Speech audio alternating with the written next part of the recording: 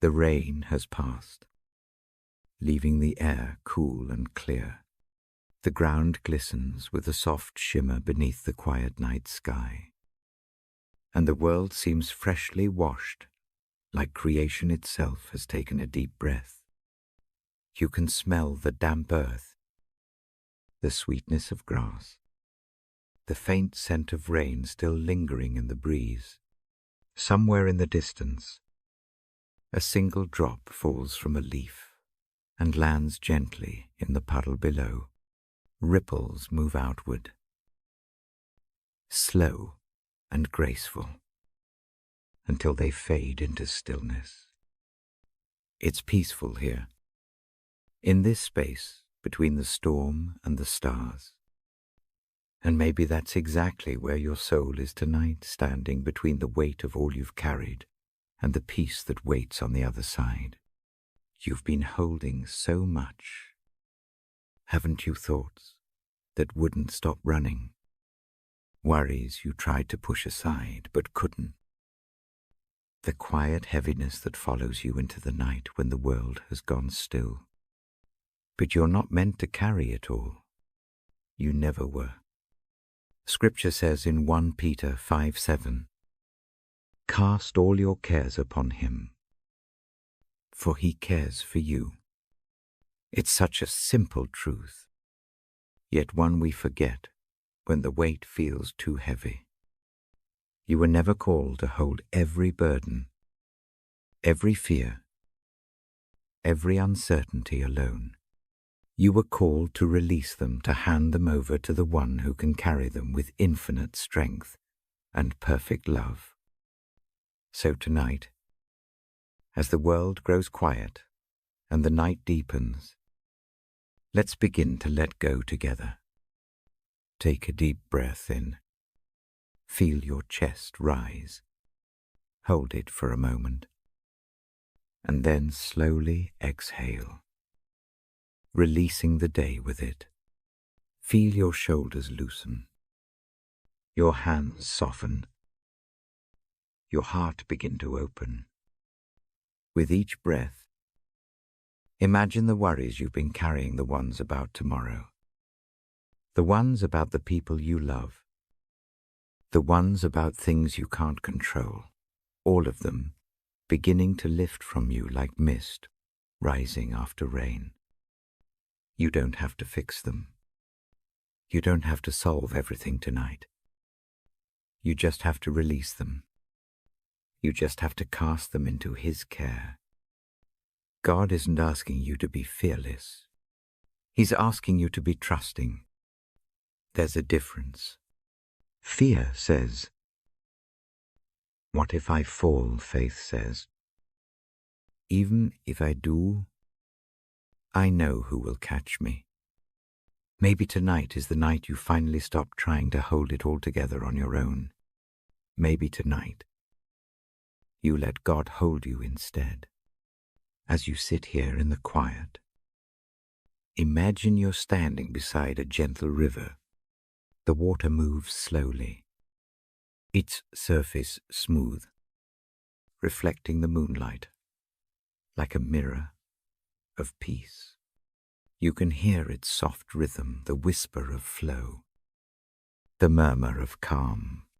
In your hands, you're holding a few smooth stones, each one representing something you've been carrying. One might be your worries about the future, another, the weight of disappointment, another, the ache of something you've lost. One by one, picture yourself throwing those stones into the river. Hear the soft splash as each one disappears beneath the surface. Watch the ripples fade. They are no longer yours to carry. The river, steady and endless, takes them away. That river is God's care.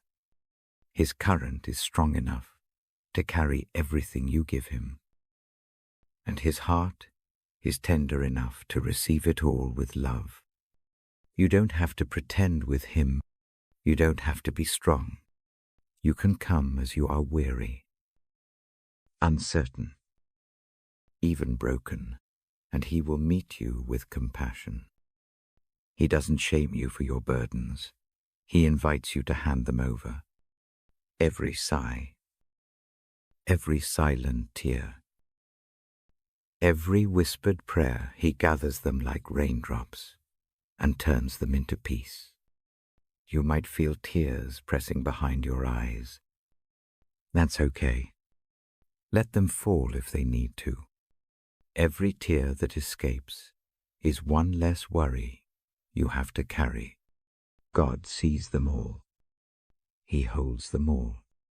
Psalm 568 says, He collects our tears in His bottle, recording every one. That's how deeply He cares. That's how personal His love is.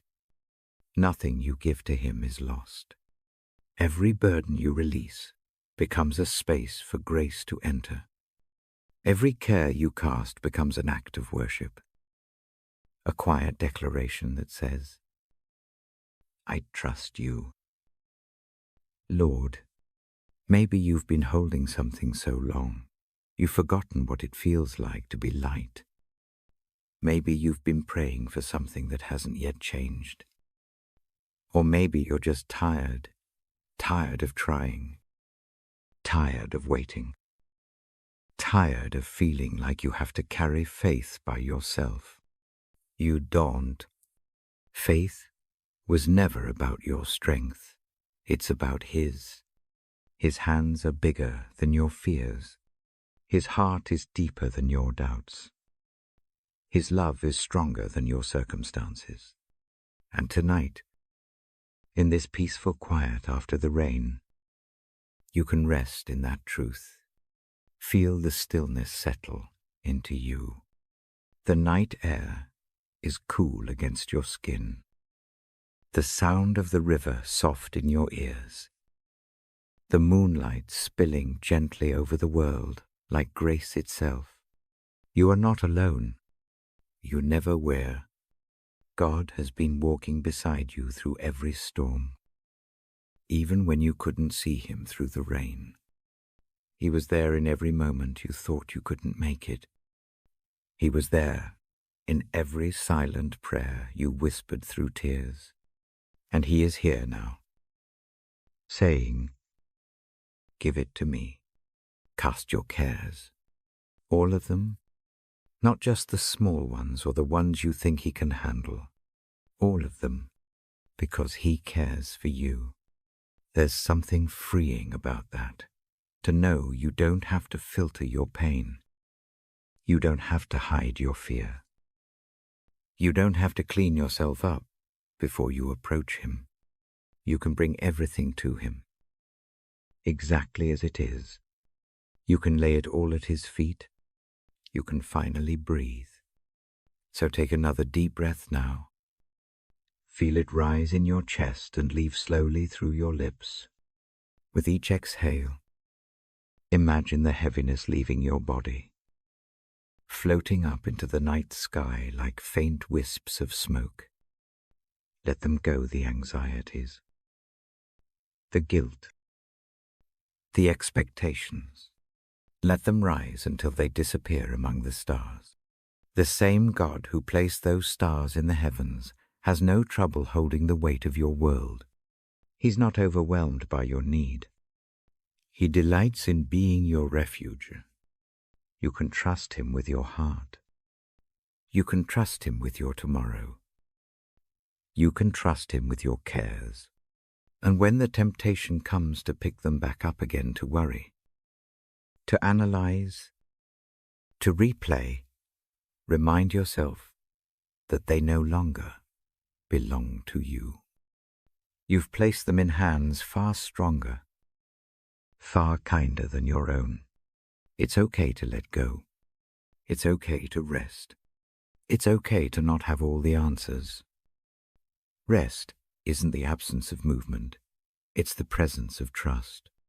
You are safe in His care. You are secure in His love.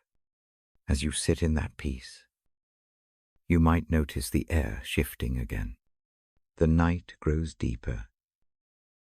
Giedir. The stars above shine with the soft confidence of eternity, and within you, something begins to settle, a calm, unhurried faith that says, it's going to be okay, because it is. You've given it to God, and He is faithful. He doesn't lose what you entrust to Him. You can rest now, truly rest, not just in body, but in spirit. You can close your eyes, knowing the one who never sleeps is watching over you. The rain that once soaked the earth has given way to renewal. The ground is soft beneath you, fertile with the promise of new life. That's what happens when you release what once felt heavy becomes holy. What once felt broken becomes blessed. God takes every burden you cast upon Him and turns it into something beautiful in His time. So rest now. Beloved, you've done enough for today. You've given enough. You've felt enough. Let the night hold you, and let God's presence cover you like the quiet after rain. You are safe. You are loved. You are free to rest. Take one last deep breath in, and whisper this truth to your heart. I cast my cares on you, Lord, for you care for me. Let that truth settle into every corner of your being. You are not alone in the weight of life. You are carried by grace, held by love, surrounded by peace. You can sleep in that truth. And as your eyes grow heavier, as your breathing slows, let gratitude rise in your heart. Gratitude for a God who listens, who carries, who restores. Thank Him for His care, for His faithfulness, for His gentle hand that never lets you go. And as you drift toward rest, may your dreams be filled with the sound of His peace, the quiet assurance that everything you've given to Him is safe, cared for, and held in perfect love. If this time of stillness has comforted your heart tonight, I invite you to stay with us, to subscribe, to share, or to leave a kind word that might help another weary soul find rest in God's Word. Together, we are creating a space of peace, a place where faith meets rest, and where every care finds its home in Him. Sleep peacefully now. You have given it all. You are loved beyond measure. You are free to rest in His care. I welcome you into this quiet hour. I speak softly. I ask you to stay a while and subscribe if these evenings help. I invite you to share with someone who needs rest. A gentle tap on the subscribe button keeps this calm light in place. A share can carry it to a tired heart.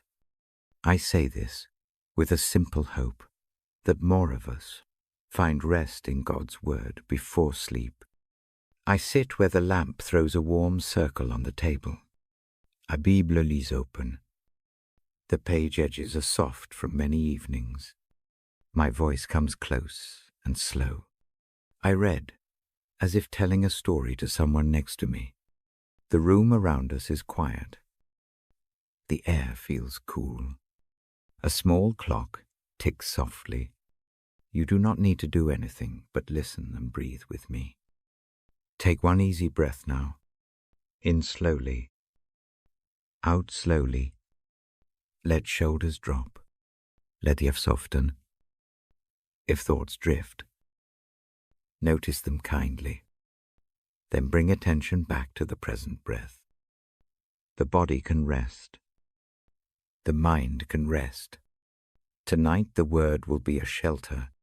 I will read and paraphrase. I will let the phrases rest on us without argument or debate. Mercy is the tone. Hope is the thread. I begin with a psalm that often sits in my pocket of comfort. It speaks in simple rhythms about safety and kindness. It speaks about a shepherd's presence and green places to lie down. Close your eyes if that helps. Picture a quiet field. The light settles slowly. No hurry is in the air. The one who cares watches without rushing. The words move like soft steps across grass. They say there is provision, even when the way narrows. They promise guidance, calm, and a quietness that follows through the night. As I read, the sounds of the room become part of the listening, the hum of the lamp, a distant car, a breeze on a window. Nothing interrupts the steady pour of the language. Each sentence sits, each image rests. There is no need to respond. There is only listening and receiving. Next I turn to a passage that remembers the steadiness of God in times of fear. It pictures mountains and storms, but it names an unshakable refuge. I let the passage remind us that even when the seas rise and the heart worries, there is a presence that steadies hands and lifts the gaze. This presence does not erase the night. It walks through it with us. It holds a lantern without demanding that we carry it alone. I speak slowly now, so the space between words has weight. If sleep comes, that is good. If the mind wanders, that is fine.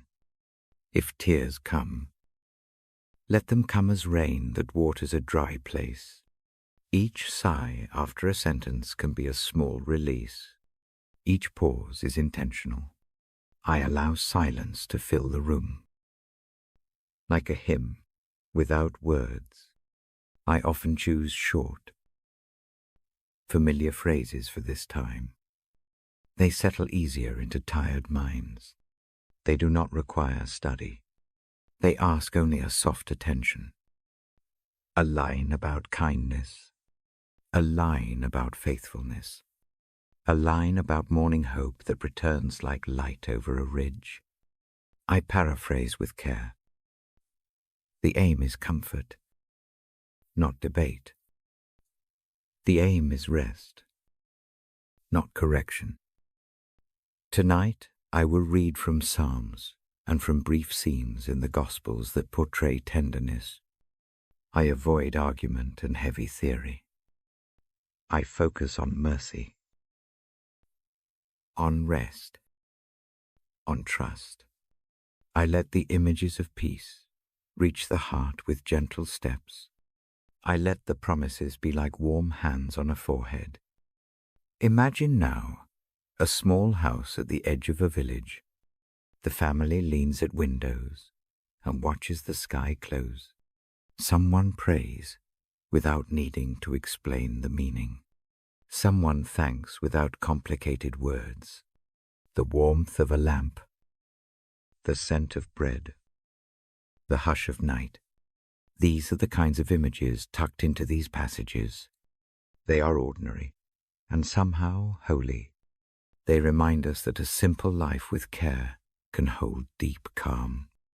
I move slowly to a passage that pictures a long road and a companion who walks beside the traveler. The companion speaks not with loud commands but with steady assurance.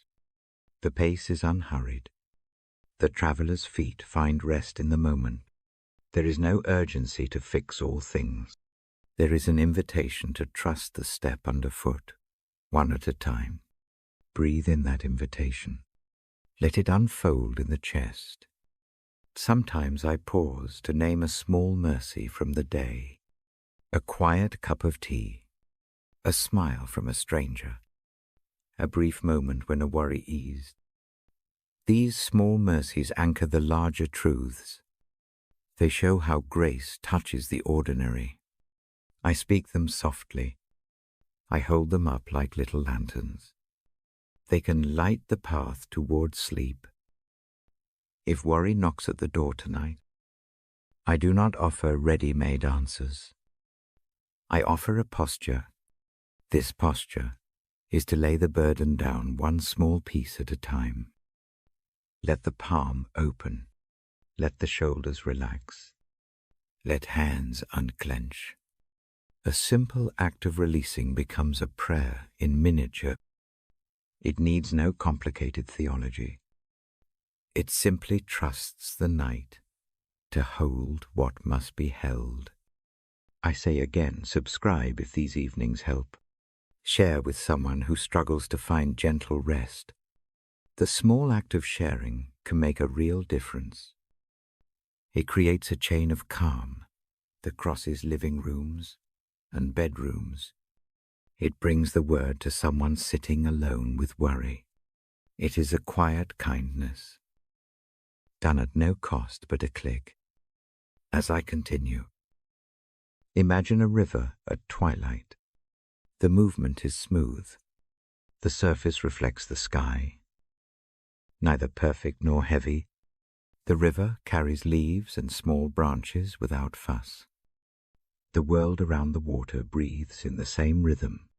This is the kind of image that many passages use to teach rest.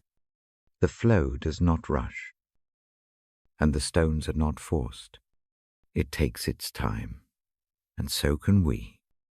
I read a short section that speaks of being sustained through the night into morning. The language lingers on the promise that morning comes. I do not insist on a timetable. I only point to the pattern dark hours often yield to light. This pattern does not make pain disappear. It offers a companionable hope. It invites patience and trust. If you feel distant from faith, know that these readings do not require a perfect heart. They offer space for questions. They welcome uncertainty as part of the way. Rest can exist alongside doubt. Mercy holds both. I do not press for answers. I press for presence. I offer words that sit near the soul like a warm blanket. I keep the sentences short so the sound can be soft. Each phrase is a step. Each pause a room for breath. I do not speak in long paragraphs. I do not use dense language. Tonight the tone is simple and gentle. The voice is steady and small. Before the end of this first hour, I will read a brief blessing. It moves like a benediction, not as a formula, but as an expression of care. It names peace to meet the mind. It names rest to meet the body. It asks mercy to walk with the weary. It holds the listeners in a quiet wish for safety through the night. I promise one thing, these readings will not argue or press. They will present gentle words and invite rest. In the coming parts, we will move through more passages, calm stories, and quiet reflections. Each part is meant to be slow and steady, so the whole evening can become a single experience of calm. For now, stay with the final lines I bring. Let them sit on the chest like a soft weight. Let them be the last thing heard before the lids close. Let them be a small assurance that you are not alone. I close this first segment with a slow, simple hope that the word will steady the heart, that mercy will attend the night, and that morning will come, as it often does, with a gentle light. Rest now, if you can. If sleep waits, carry these words like a lantern.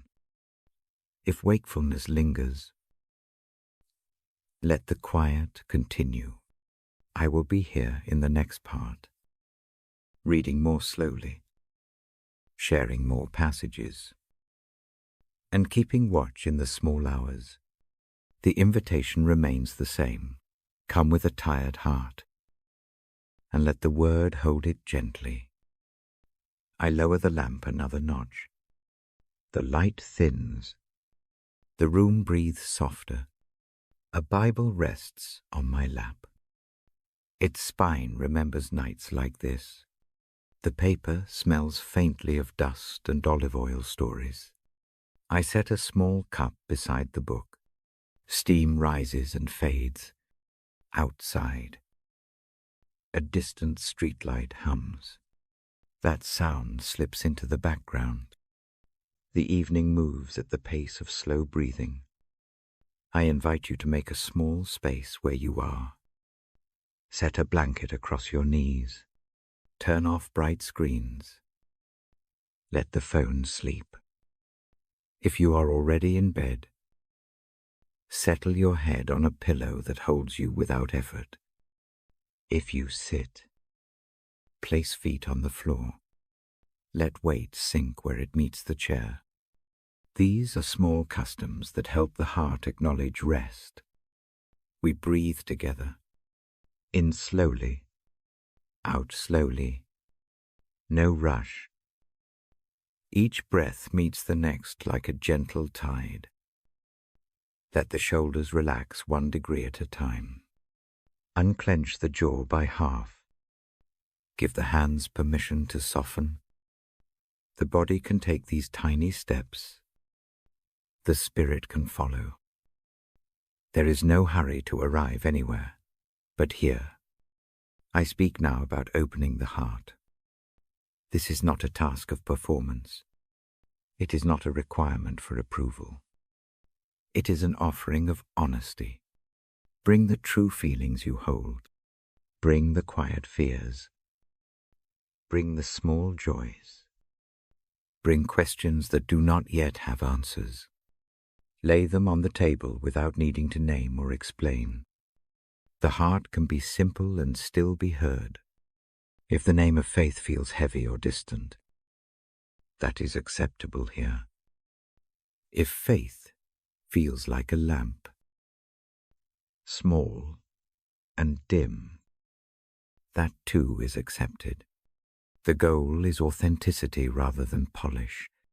The room is large enough for both certainty and doubt. Mercy stretches to hold the full spread of what is present. There is room for whatever arrives in the chest tonight. I choose words that sound like a hand on the shoulder. I avoid sharp edges and long arguments. The Bible I hold contains many textures. Some pages are like a steady hearth. Others are like a quiet river. I move between them slowly. I do not rush commentary. I read the movement of the text like a landscape and let the listener rest within it. Tonight I read passages that pause at tenderness. They mention a presence that keeps watch through the dark. They do not promise erasing of struggle. They promise company. The tone stays gentle. The aim is reassurance, not debate. Layers of mercy appear like layered cloth. Each layer invites warmth. Imagine a small harbor at twilight. Boats rest with ropes slack. The water carries only small ripples. A few lanterns flicker on the shore. No one demands the boats move. The harbor is steady enough to hold them. The text will place similar images before us. The metaphor is simple. Rest happens when movement eases and trust settles. I will speak in short sentences. They fit the ear well. They do not require paper. They breathe. The language stays present. Each line is meant for listening. Let the sound roll gently over the mind. Let it settle into the soft spaces. You do not need to fix anything before listening. The posture here is reserved and honest. If hands are clenched, open them deliberately and feel the air pass between fingers. If the chest feels tight, place a hand there and notice the rhythm. This small notice is itself a kind of prayer. It is more about presence than perfect words. Sometimes the Bible shows a quiet house where a lamp sits burning by the bedside. A person sits and remembers a day. A single phrase pauses and holds the scene. The passages I select are like that lamp. They give enough light to see the next small thing. They do not glare. They do not demand answers. They say, "Come near. Rest in the light we share for a moment. If tears come, allow them. They are a language the heart uses. If sleep arrives, welcome it like an arriving friend. If wakefulness stays, stay with the listening itself. The purpose is not sleep alone. The purpose is peace that can live with wakefulness. Comfort can sit beside the questions you carry. I pause between phrases on purpose. Those silences are not empty. They are places for the words to settle. Let the quiet hold whatever surfaces. A thought may drift up. A small memory may appear. Notice it, and then return to the sound of the voice. Each pause keeps the pace unhurried. When I read, I blend paraphrase and short direct phrases. I try to keep the cadence soft. I avoid heavy or abstract terms. The images are tactile, a field, a lamp, a path, a table. These simple things anchor the heart. They hold attention without demanding study. I also keep watch for mercy in ordinary act. The small kindnesses of a day often carry the weight of grace. A neighbor who smiled, a warm drink that eased a chill, a short note left on a counter. These details are not small to the soul. They are often the way hope arrives. I will name a few of these mercies as we go. They help translate larger promises into the texture of living.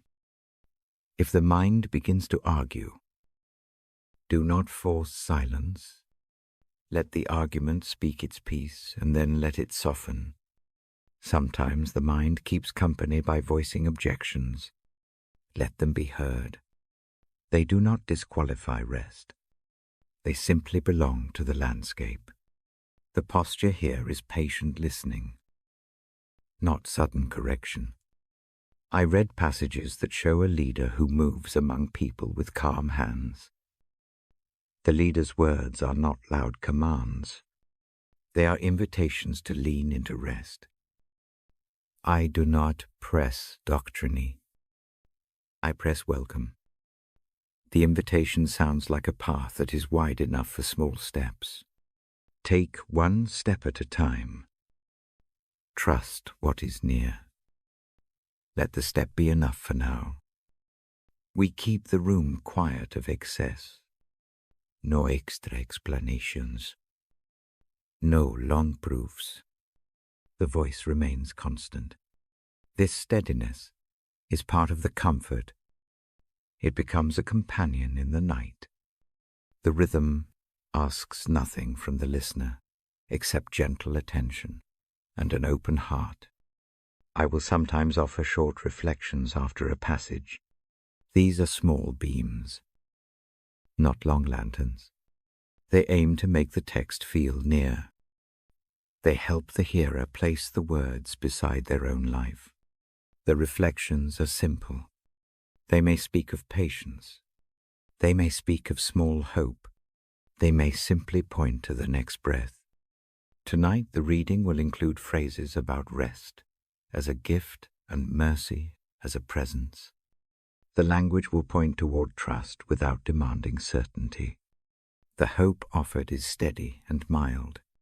It does not erase the struggle. It stands beside it like a steady light on the bedside table.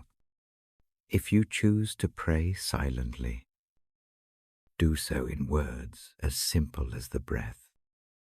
If silence suits you better, hold that silence. The room accepts both. The book sits open, patient and familiar. Its pages have kept vigil with many nights. They seem to remember how to be quiet and how to speak. I end this part with a small invitation. Open the heart now, if it feels possible. Let honesty be the gesture. Let the small movements of surrender be enough. The lamp is low. The cup cools. The Bible waits. In the next part, I begin the first passage aloud. I read in a pace that leaves space between each phrase. If sleep comes before the reading ends, that is fine. If the mind stays awake, listen as a friend sits near and keeps watch. We move forward together, one breath at a time. The room is set. The scene is simple. The heart can speak true and be met with mercy.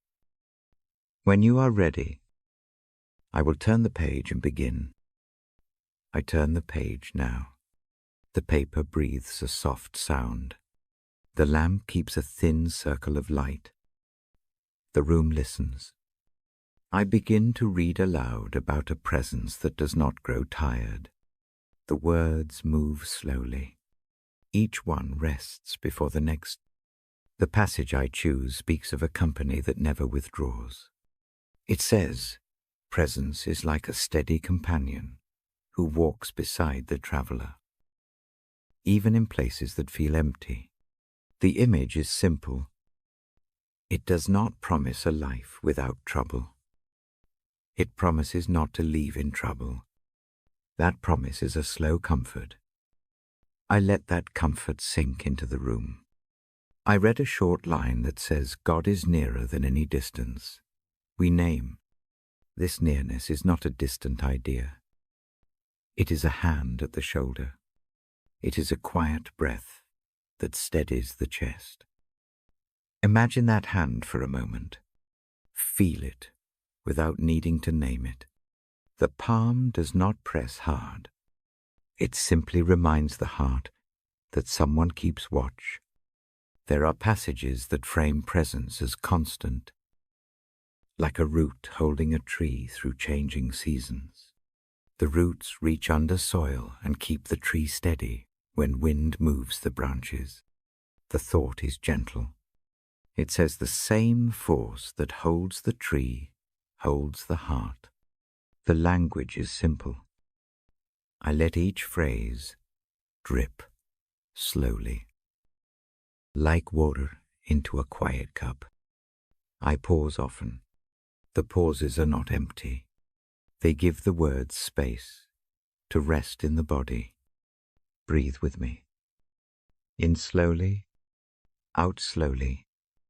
Notice how the chest rises and falls.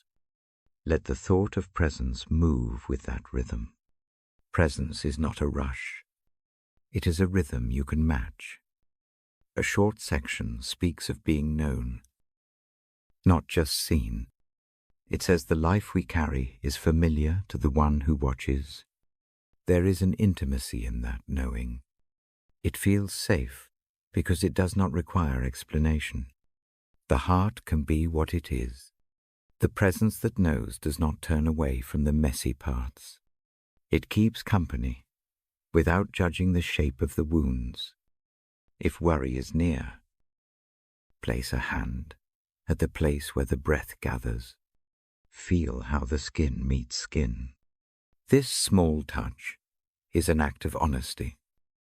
It is a way to say, here I am. The presence hears this honest posture. It answers with calm. often in silence more than in words. I read about a presence that stretches through all stages of life. It is there in the first joys and in the last small fears.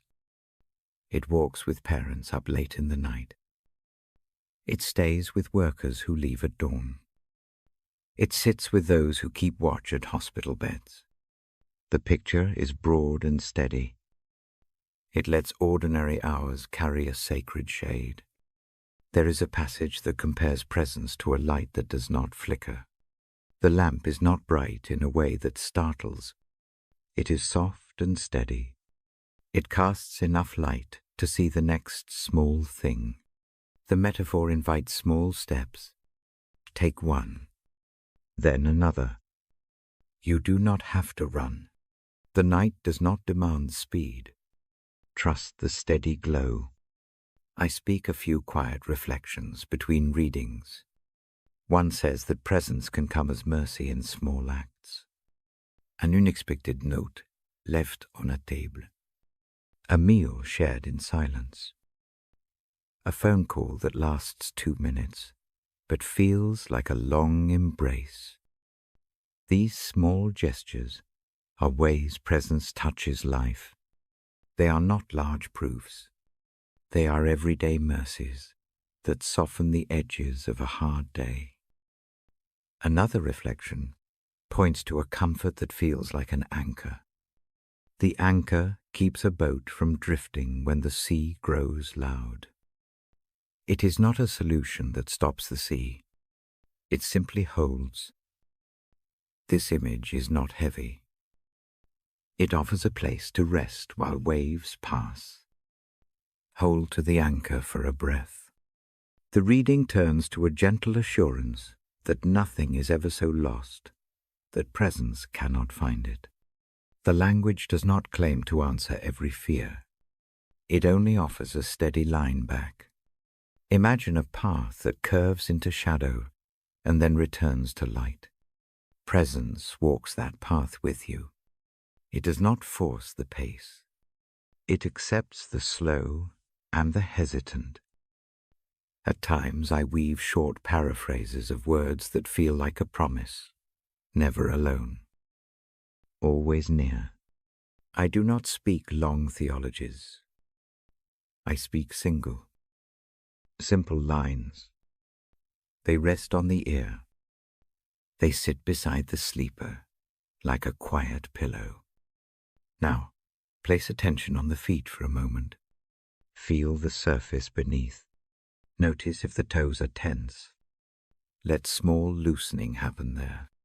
Often presence meets us through small relief in the body. A relaxed foot can change the rhythm of a whole evening. Let that change be slow. There is also a calm that comes from being seen without being fixed. The texts I read show a patience that holds the present, even when it is broken. Mercy moves into broken places like light through a window. It does not repair everything at once. It warms what it touches. The warmth invites recovery. One small part at a time. I read a brief section about companionship in hard nights. It mentions that even when questions crowd the mind, presence does not demand immediate answers. Instead, it stays and waits. It takes the time to be with the questions. This posture is a mercy. It lets doubt live alongside trust, without forcing one to disappear. The voice slows further. Each sentence is short and plain. This method is not for show. It is for listening.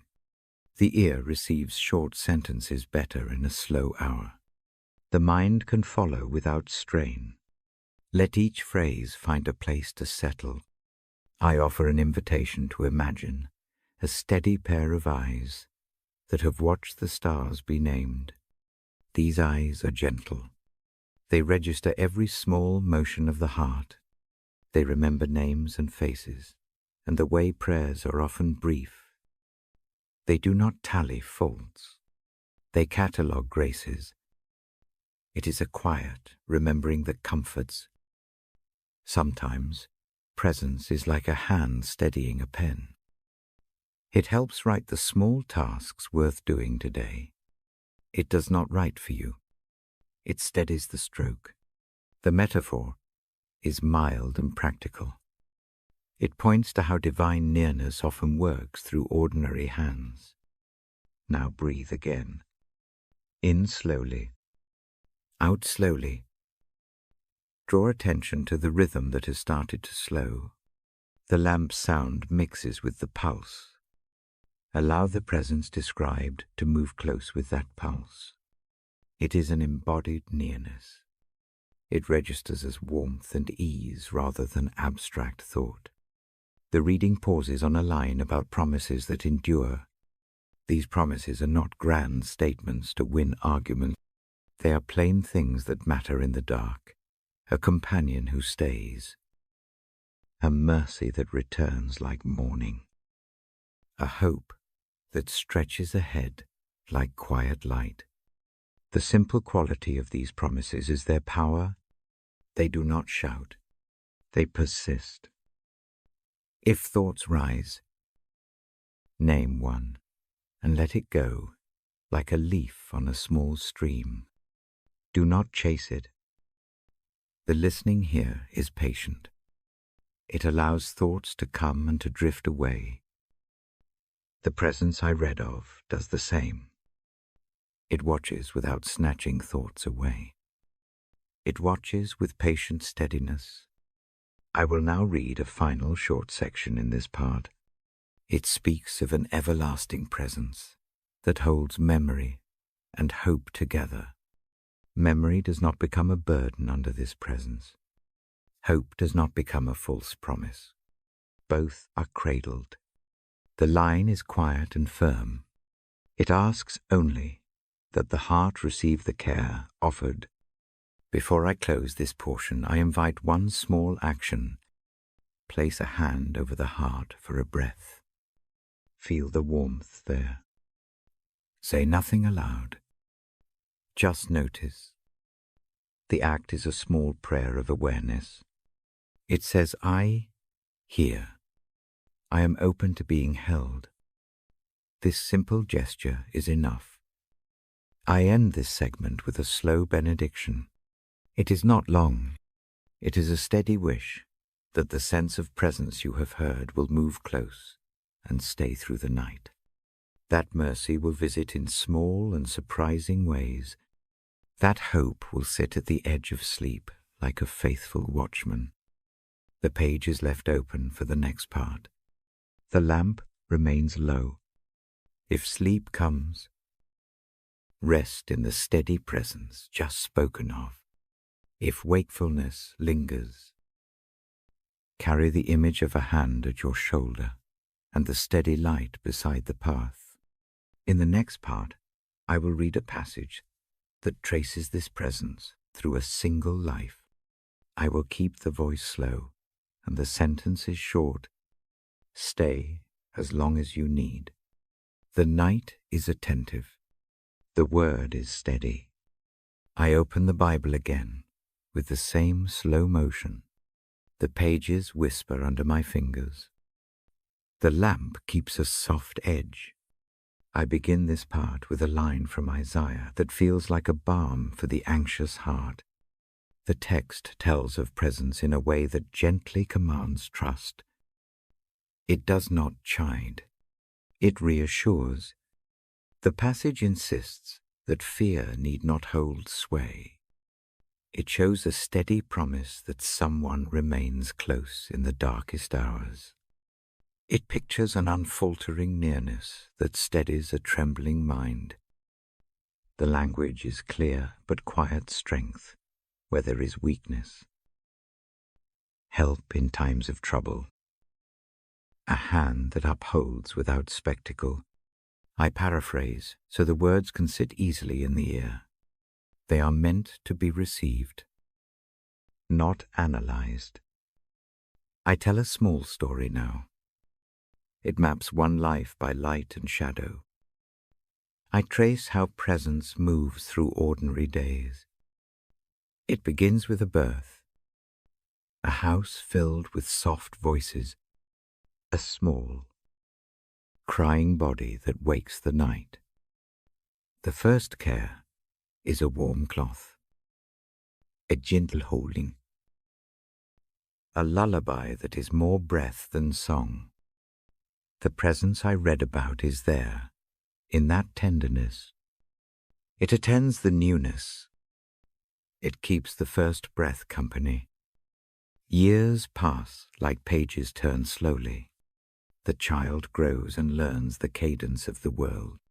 There are skinned knees and scraped pride. There is a sudden abrasion of loneliness on the first day of school. There are quick joys when a friend laughs. Presence walks beside these small steps as an unseen companion. It does not erase the stumbles. It steadies the foot for another try. Work arrives with regular rhythm. The life fills with tasks that sound like daily music. Hands learn tools. The mind learns problem solving. Some days feel full, others thin and tired. On evenings when the body protests, the presence shows up as rest that can be trusted. It is like a quiet chair waiting by the table. The rest does not demand productivity. It simply invites stillness. Harder things come as well. Loss touches the life. A voice goes silent. A familiar face leaves the room. The grief is not solved with quick answers. It settles deep, like a weight in the chest. Presence remains through this season too. It keeps vigil in the small acts, a meal prepared when appetite is low, a hand offered on a shoulder without a word, a memory that arrives without needing debate. These mercies are small, and they are real. There are nights of doubt. Questions grow sharp and many. The mind circles them as if they were prey. In those hours I read the Isaiah line again. Slow and deliberate. The promise there is not an explanation. It is an assurance that company will not be withdrawn. For a person in that season, the assurance feels like a quiet scaffold. It supports without requiring immediate fixes. It allows the mind to rest in the knowledge that questioning does not equal abandonment. Marriage brings its own textures. Intimacy forms in shared mornings and in whispered apologies. Daily compatibility is learned in choosing one another around the table. Presence lives in these choices. It is visible in forgiveness that returns like a repeated gesture. It shows itself in favoring another person's needs, sometimes above one's own. In tenderness, it looks like patience. Parenting amplifies the small mercies. The life grows wider by new names. Nights are more filled with care. The presence bends with that new rhythm. It teaches patience when cries repeat. It models compassion when mistakes come. It helps make space for correction that is kind. It is not loud. It is steady. Later, responsibilities shift. Children leave the home. The house feels larger. A quieter season settles. Presence does not move away. It adjusts along with the life. It becomes companion to new routines, shorter visits, solitary meals, afternoons that expand with unclaimed hours. Solitude is different when it is held by a steady nearness. It does not become loneliness by default. Illness may come in the life I map. Bodies betray youthful strength. Procedures and small rooms appear in the schedule. Fear shows up again, sometimes sharper than before. The Isaiah message meets this fear with calm words. It says that support will be present when courage flags. It promises not to let the hand slip when the path narrows. The promise is practical in tone. It looks like a nurse's careful touch, a friend's steady drive, an unexpected note left on a table. These comforts are tangible and humble. They count. There is a season of reflection, of counting and of letting go. Memories gather like coins arranged on a table. Some glitter, some are dull. Presence binds memory and hope. It does not demand that the past be rewritten. It offers a company for the reflecting mind. This company does not erase regret. It accompanies it, offering a light sufficient for the next small step forward. Throughout this single life, the presence I read about creates a sense of belonging. It does not make a person flawless. It does not insist on control. It simply keeps the space occupied by care. Belonging shows itself in moments when a person feels seen for who they are, not for who they might have been. It is the relief of recognition when confession is paired with acceptance. That relief is a mercy. There are mornings when hope is thin. The future seems muted, yet even then, the presence provides a kind of protection. Protection is not a shield against difficulty. It is a protection that creates room to grow within trouble. It looks like a cushion beneath a fall, rather than an absence of the fall. It is an assurance that what is broken can be borne without being annihilated. I pause and let the scene settle. Breathe with me. In slowly, out slowly. Imagine the life just traced as a path. The path curves and dips. Trees cast shade. The sky shifts. Along the whole route, a steady care remains. It does not always intervene. It simply keeps pace. The scripture I paraphrase assures that strength will come when we are weak. It promises firm support when courage wanes. This is not an abstract claim. It is practical. It looks like a neighbor bringing food. It looks like a hand guided through a hospital hallway. It looks like a quiet readiness to listen late into the night. These are the textures of belonging and protection. I take a moment to speak directly to you listening. You may carry a tired heart. You may have a life mapped differently from the small story I told. The promise still applies. The assurance moves toward anyone who is afraid. It offers steadiness without demanding a perfect response. Belonging is not earned. It is given. If it helps, place a hand on the part of the chest where thoughts often gather. Feel the subtle heat there. That small touch is a consent to be cared for. It does not solve everything, but it opens a tiny door. The presence I describe will step through gently. As I continue, the language stays plain. I do not ask the mind to solve problems tonight. I only ask it to notice mercy where it appears. A call returned. A small kindness. A moment of sleep that stretches longer than expected. These are the ways protection often arrives.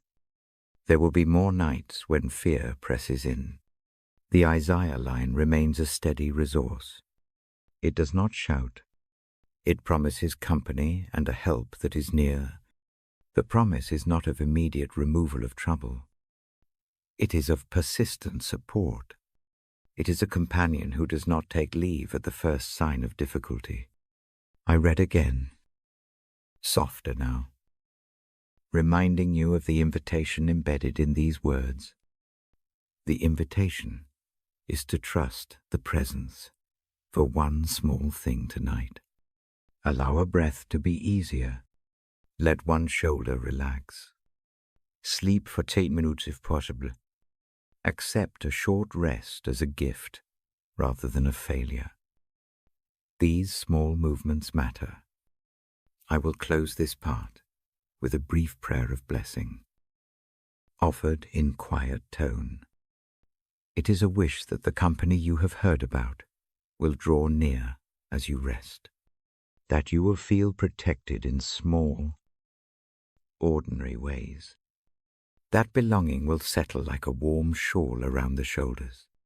I say this as one who reads the word into the night, not as one who demands responses.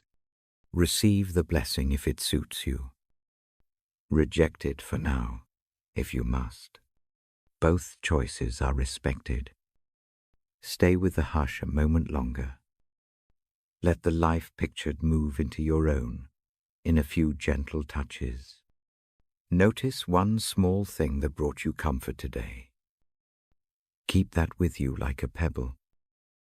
In the next part, I will read another passage that shows how presence tucks mercy into ordinary act. The pace will stay slow. The sentences will stay short. Rest now, and let the promise of comfort and protection sleep beside you. I turn the page and find an invitation. The line from Matthew sits there like a small door. I do not quote it. I only carry its spirit into the room. It calls to the tired. It asks the weary to come and to lay down what is heavy. Tonight I let those words shape this quiet hour. I read slowly. I let the rhythm be simple. The language is plain. The invitation is gentle. Come with your burdens. Come with the knot of worry. Come with the ache that will not name itself. The promise that follows is soft. It says rest can be given. It says the body and mind may find ease. I ask you to imagine a small basket beside the bedside lamp. The basket is woven from patient hands. It is open and waiting. It has room enough for one long trouble and many small ones. I tell you to picture your burdens gathered like laundry. Each item has a shape. Each has weight. Some are very old. Some are new. I pause. Breathe with me. In slowly. Out slowly. With each slow breath, notice one small weight. Name it without speech. Perhaps it is a fear held for a loved one. Perhaps it is a day that did not go as hoped. Perhaps it is a shame that sits on the chest. Let that thing appear in the mind as if it were an object. Now imagine lifting that object and placing it into the basket. See the motion clearly. Your hands open. The shoulders drop a fraction. There is no rush. The act is simple. It is an honest offering. A small loosened knot is a real change. The basket receives the burden without judgment. The weave holds it like a friend would hold a coat. I suggest another image. Think of a cord tied around the worry. You undo one loop at a time. There is no need to untie the whole length at once.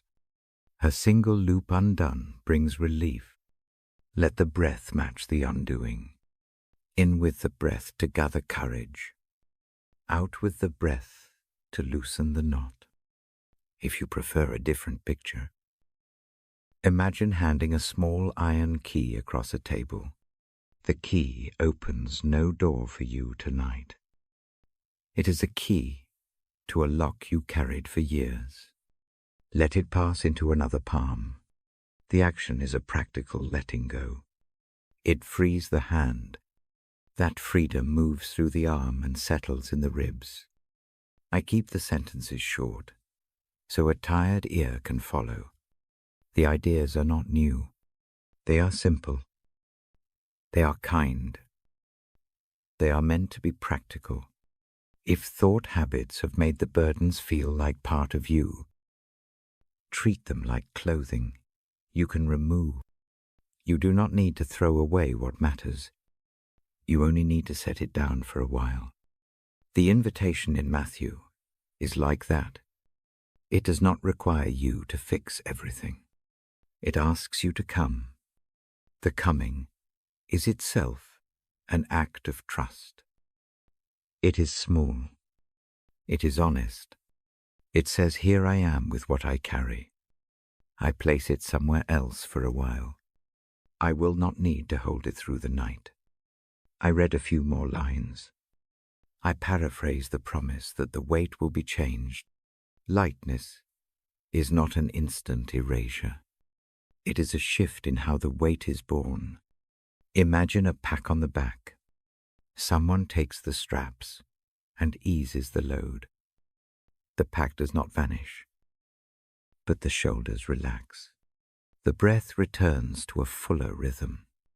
This is a real and tender gift. There is a practical method I offer, if it helps.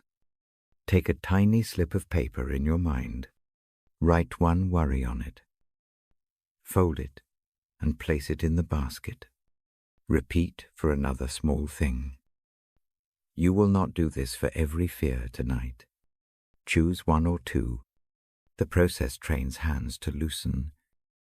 It trains the mind to accept relief in small measures. I speak about confession softly. The act of naming matters. To keep a worry unnamed is often to inflate it. To name it is to define it, and to make it movable. You do not have to explain. You only have to point. A single sentence whispered in the mind is enough. I sometimes say that aloud in my room. But there is no need. The mind knows how to form those few words. There will be nights when the basket looks full. Do not be surprised. You may only lay down one thread of a heavy rope. That single act remains meaningful. Rest builds slowly. The evening that follows may still carry noise. Sleep may not come immediately. The rest you receive is not measured only by sleep. It is measured by the easing in the chest and the space that forms for gentleness. I read a phrase that encourages trade. Bring what you hold. Receive rest in return. The exchange is not a market deal. It is a gift that expects nothing of you in return. A tired heart can accept it without producing a proof. That is mercy at work. It blesses without demanding recompense. Allow a breath now to stretch longer than before. In slowly. Hold for a small count. Out slowly. Repeat once more. With each cycle, imagine the burden in the basket becoming lighter. The threads that held it taut begin to fray and fall away. The object itself may change in shape. It may dissolve into something small and soft. If it seems too big, make it a pebble. If it seems too sharp, let it become sand that slips through fingers. I speak about resting in trust rather than certainty. Trust often comes in small degrees. It is okay if all you can do tonight is to place your hand lightly on the basket's rim. The touch itself is a surrender. It is permission given to someone else to carry a while. If you can step further and leave a burden there, do so. If not, the touch is enough work for one evening. I share a brief ritual that has helped me. I imagine closing the basket with a lid of quiet. I do not lock it. I just cover it to make the room orderly. That small cover signals an intention to rest. It is a gentle boundary. It asks the mind to stop immediate rummaging. It tells the heart that tonight the basket will be tended by another hand. Do not expect a lightning change. The world remains wide, but small relief matters. A lighter ribcage changes how the night is held. Muscles that can release learn new rhythm. Breath deepens. Sleep in small portions becomes more possible. Peace arrives in the grace. I also speak about forgiveness in this moment. Sometimes the heaviest burden is a record kept of past wrong. The invitation to come includes bringing those records too. You do not need to erase memory. You can set down the ledger. Let the act be more about unburdening than about absolving. Release does not always depend on full reconciliation. It sometimes depends only on letting the ledger sit in the basket for a night. There is room here for hope, not a loud certainty. A small, patient expectancy, the kind that watches the sky for dawn without forcing the sun. Hope is the quiet confidence that a good rest can change the tone of a day to come. It may not remove every trouble, but it will sharpen the eyes for small mercies in the morning. I invite you now to choose a single tiny action. It could be in the imagination alone. Lift one small weight. Place it in the basket. Close your hand. Breathe. Feel a small easing in the chest. Let that be enough. You do not owe more work tonight. Accept the relief for what it is. Before I end this part, I offer a short benediction of sorts. I am not a priest. I am a reader with a lamp. I give a steady wish. May the act of laying down one burden tonight make room for gentleness to enter. May sleep, if it comes, be softer. May the morning hold surprises of small mercy. The room grows keener. The Bible rests in my lap. The basket in the picture sits near the bedside. The invitation remains easy and present. Come as you are. Lay down one thing. Rest a little lighter. In the next part, I will read another passage that teaches how mercy moves through small tasks. I will keep the pace slow. I will keep the sentences short. Stay where you are. Let the basket hold the burdens already placed. Let the chest find a softer rhythm. The night keeps watch. The word remains steady. The lamp is lower still. The Bible lies open on my lap. I breathe slow and steady.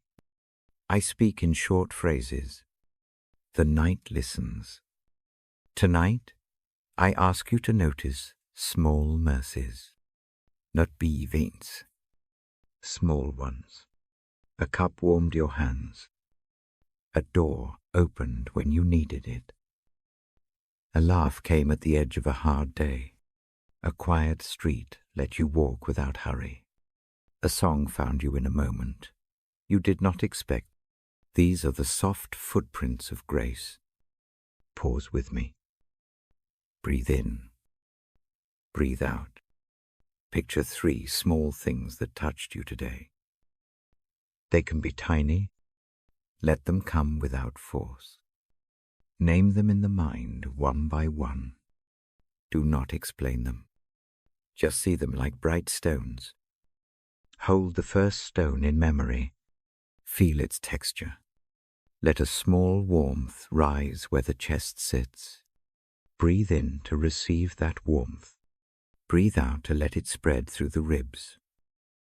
Now, picture the second stone. Notice the shape. Welcome it. Breathe. The third stone. Now, let it rest on the palm of the heart for a moment.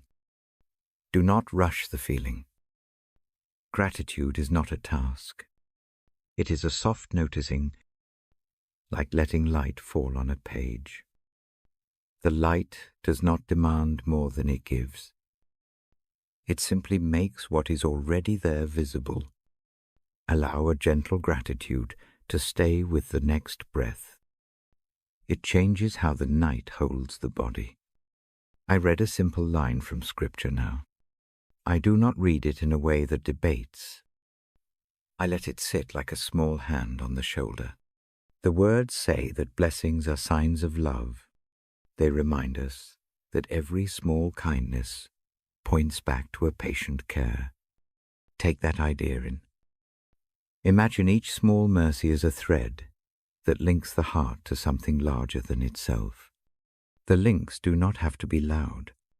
They only need to hold. That gratitude opens a quiet space for another gift, forgiveness. I turn to this next part with care. Forgiveness is not a command to forget.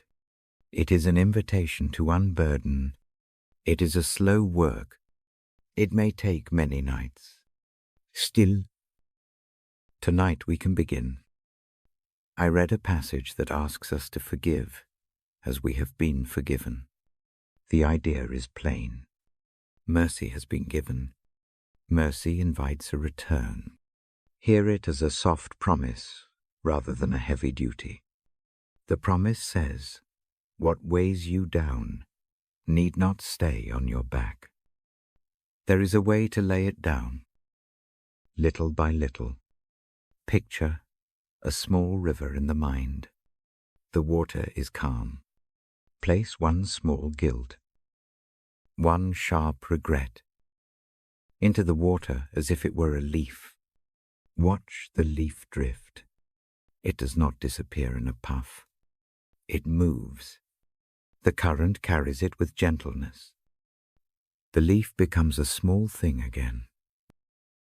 Not the whole story. Let the image stay for a breath. Forgiveness toward oneself often begins with a tiny recognition. Name one thing about yourself that feels heavy. Say it quietly inside. Do not make a list. One item will do for now. Breathe in and hold the name. Breathe out and let the air carry a portion of the weight away. Repeat once. The act of naming is itself a small release. It is mercy given to a worn place. There is a mercy that comes by remembering that forgiveness was first received. Think of a time when someone offered you an unearned kindness. Recall how that act eased a tight place in the chest. That memory can be a model. We were forgiven first. That pattern helps us loosen demands against others and against ourselves. The memory is a hinge. Use it slowly. Forgiving another does not mean excusing harm. It does not require forgetting or staying where danger remains. It can mean choosing not to carry the debt. Imagine an old ledger with heavy pages. One by one, close a page. Put the ledger on a shelf for tonight. The ledger still exists. You still know the entries, but you do not carry it on the path to sleep. If reconciliation is safe and possible, it can come later. Tonight we practice release, not solutions. Let the release be an act of self-care. Let it be an act of trust that some burdens need not be clutched through the night. Breath can be the instrument of letting go. Try this with me. Breathe in and name the hurt silently. Breathe out and imagine passing it from your hand into a larger one, into a space of light, into a pool, into the earth. The image can be anything that feels like handing off weight. The motion is small. It is honest. Repeat up to 3 times, if it helps. Each time the shoulders may drop a fraction. Each time the jaw may unclench a degree. Scripture invites bearing with one another and forgiving as we have been forgiven. I let that idea rest simple and plain. It points to a practice more than a theory. The practice is patient. It begins in small steps. It does not demand perfection. It simply offers the path. Someday, a fuller healing may appear. For now, accept the first small opening. If anger rises, acknowledge it without shame. If pain resurfaces, name it with a soft voice in the mind. If numbness sits heavy, allow it to sit like a quiet visitor. Forgiveness moves in its own time. It will not be rushed without harm. There are practical edges to mercy too. If boundaries must be set them clearly. Forgiveness can exist alongside wise distance. Let the two live together. Mercy does not always mean closeness. It often means freedom from the need for revenge. It is a kind of inner release that keeps a person safe. I offer a tiny ritual. Find a quiet place on the bed or a chair. Place one hand over the heart. Breathe and feel the warmth of the palm. In the mind, say a short sentence. I choose to lay this down for a time. Do not demand immediate change. Let the sentence be as simple as a knot loosened. Wait a moment. Feel the breath move. Know that the chest has room now to soften. If it helps, imagine light gathering in that hand over the heart. The light is not a proof of being right. It is a tender presence warming what is cold. Let it rest a minute. Allow small tears if they come. They are a language of release and of relief. Forgiveness is also a gift to the future. When one forgives, the next day can begin lighter. Old grievances do not crowd the morning. A quiet pocket of space appears where new mercies may enter. That pocket might host a rest tonight. That pocket might hold a gentler dream. I read again a short paraphrase of Scripture about mercy and pardon. It is not a debate. It is a reassurance we are invited to receive mercy and to pass it on. No one must perform perfectly. Mercy meets us in the small things we can do. Take one small step tonight. Let it be enough. Before this part closes, take another breath with me. In slowly, hold for a small count. Out slowly. Imagine the 3 small blessings found earlier, resting gently beside the burdens you have set down. Let gratitude and forgiveness sit together like 2 candles on a bedside table. They throw a steady, mild light. A brief blessing now. May a sense of pardon ease the jaw and soften the brows. May gratitude warm the sleep that follows. May mercy sit at the edge of your dreams like a quiet sentinel. Receive this if it helps. Decline it if you must. Both choices are respected. The Bible pages close with no rush. The lamp remains low. In the next part, I will read a passage that shows mercy in small acts of service. The pace will be deliberate and kind. Stay as long as you need. Rest may come now. If it does, let it be gentle.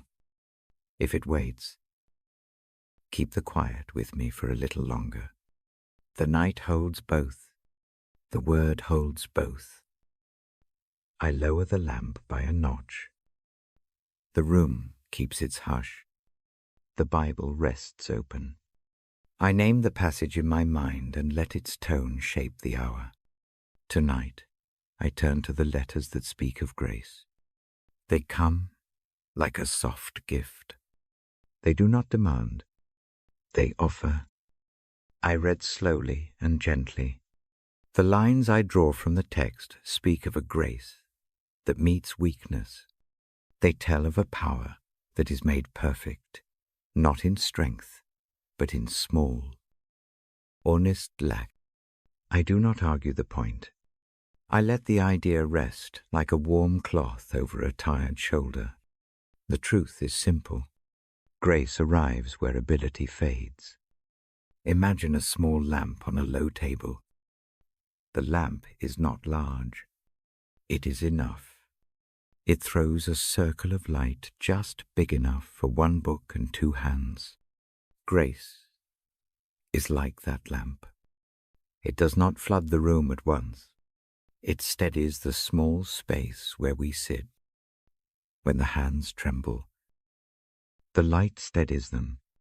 When the heart feels raw, the lamp offers a calm circle to rest within.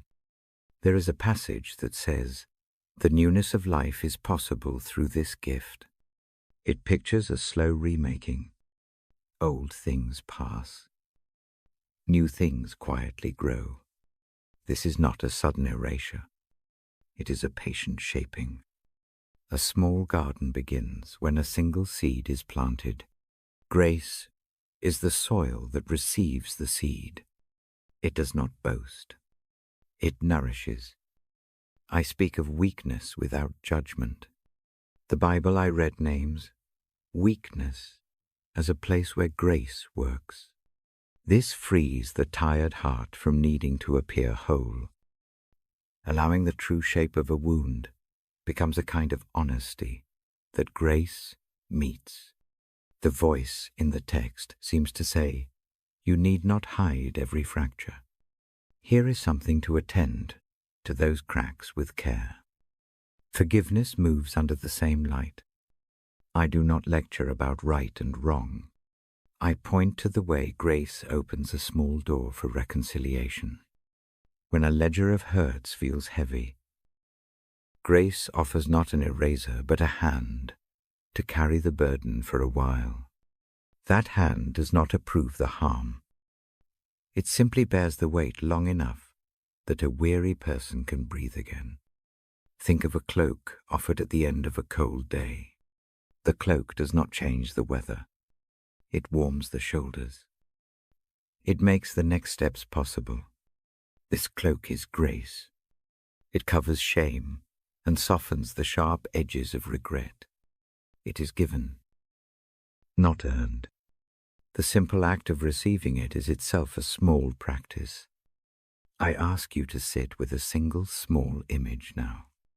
Picture a shallow bowl of water on the table.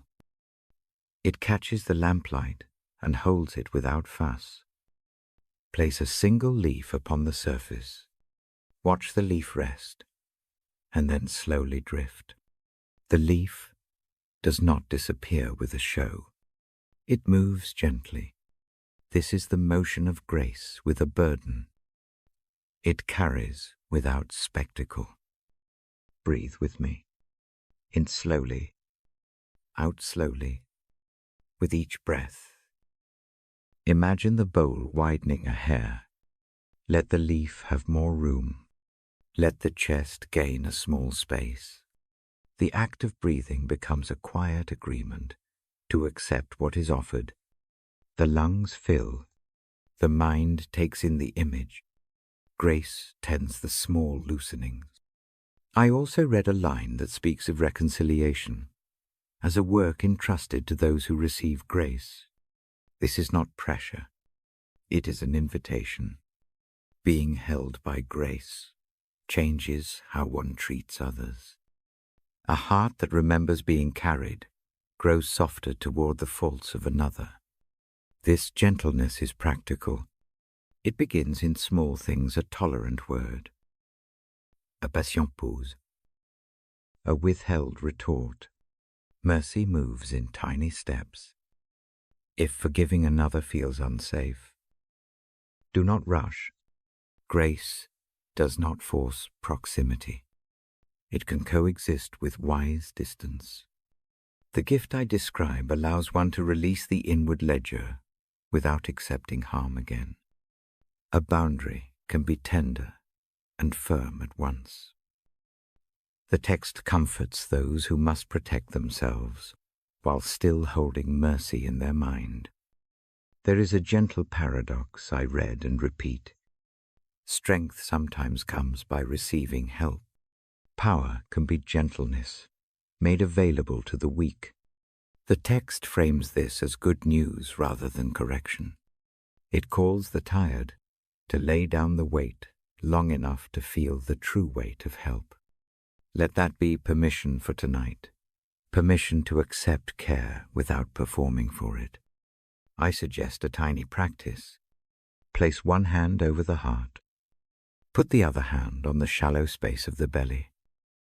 Breathe in and imagine a soft, light pooling beneath the hands. It is not a brilliant light. It is a warm, steady glow in the mind. Let the words form. I receive what I did not earn. Say them inwardly once.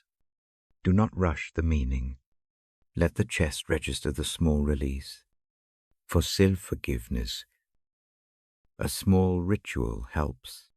Close the eyes if comfortable. Name one thing you will not carry tonight. Keep it small. Do not attempt to empty the whole ledger. Place that single named item in the bowl of water in your mind. Watch it float. Breathe. Know that the bowl can hold more in time. For now, let this one thing have rest. The letters I read offer an image of a ministering hand that brings reconciliation between estranged people. I think of two chairs with a low table between them. The table holds a cup of tea and a shared light. Reconciliation is not always a reunion of grand gestures. It often starts with two small acts, one person making the first soft move, another accepting that move. Grace sets the table and warms the cups. I do not press for immediate resolution. I only encourage a posture of openness. If conversation is possible tomorrow, let tomorrow be the time. Tonight is for accepting the gift of grace. It shapes the heart so that when the morning comes, the voice may be softer and more ready to listen. There is a line in the letters that I keep returning to. It emphasizes that boasting is not the point. The point is the work done in us by a steady kindness. Pride does not help the tired. Quid gratitudas. If you notice yourself measuring worth by achievements, set that measure aside tonight. Value is not a ledger of deeds. It is a welcome received. Imagine placing a small stone by the lamp. On one side is carved a short memory of grace you once received. It can be small, a kind word, a hand that stayed, a night when a friend called. Let the stone be a reminder in the dark. When worry rises, turn your eyes to the stone. Let the memory be a proof lived of generosity that once came. Grace is not theoretical. It has footprints. I speak now of hope that rests on this gift. Hope is not a loud cheer.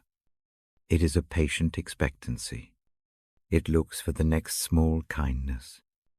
It trusts that where help has come before, it can come again. The letters encourage holding this hope gently. Do not demand roaring answers. Look instead for small mercies in the day to come. If sleep approaches, let it be welcomed. If wakefulness stays, let the practice continue. Sit with the bowl image. Place another small leaf if you wish. Keep the lamp low and the breathing soft. The task tonight is not to fix everything. It is to receive and to practice being carried. Each time the hand relaxes, grace does a little work that accumulates. Before I close this part, I offer a small blessing. It is a quiet wish, shaped by the text. May the gift of grace find the cracks and not force them closed too quickly. May it steady the hands and ease the chest. May forgiveness begin as a small motion in the mind and grow into a gentle disposition. Take the blessing if it helps. Set it down like one more stone beside the lamp. The page rests flat on my lap. The lamp keeps its circle. The bowl of water and the cloak remain in the mind's eye. If you choose, place a hand over the heart one more time. Breathe in a lengthened breath. Let the shoulders drop. Let the small light in the chest work quietly. Tonight, grace is a gift to receive, not a task to perfect. I will come back with another passage in the next part. It will show how grace moves into service and into quiet acts of love. For now, remain where you are. Let the small changes settle. Let the night hold the easing. The word waits gently. I will read again when the hour asks for it. The lamp keeps its warm circle. The Bible lies open. I place my hand lightly on the page and breathe. The night listens. I read aloud in a soft voice. My words move slowly. They come like small steps. I begin with a passage I return to often. It tells of a thorn that will not leave. It tells of a weakness that stays. The verse I think of says a strength comes in the very place that feels empty. Grace is spoken of as enough. It fills the gaps. It does not scold for failing. It meets the broken place with a hand that steadies. I paraphrase that line gently. When one is weak, help is near. When one is worn, kindness is given. The promise is quiet. It does not roar.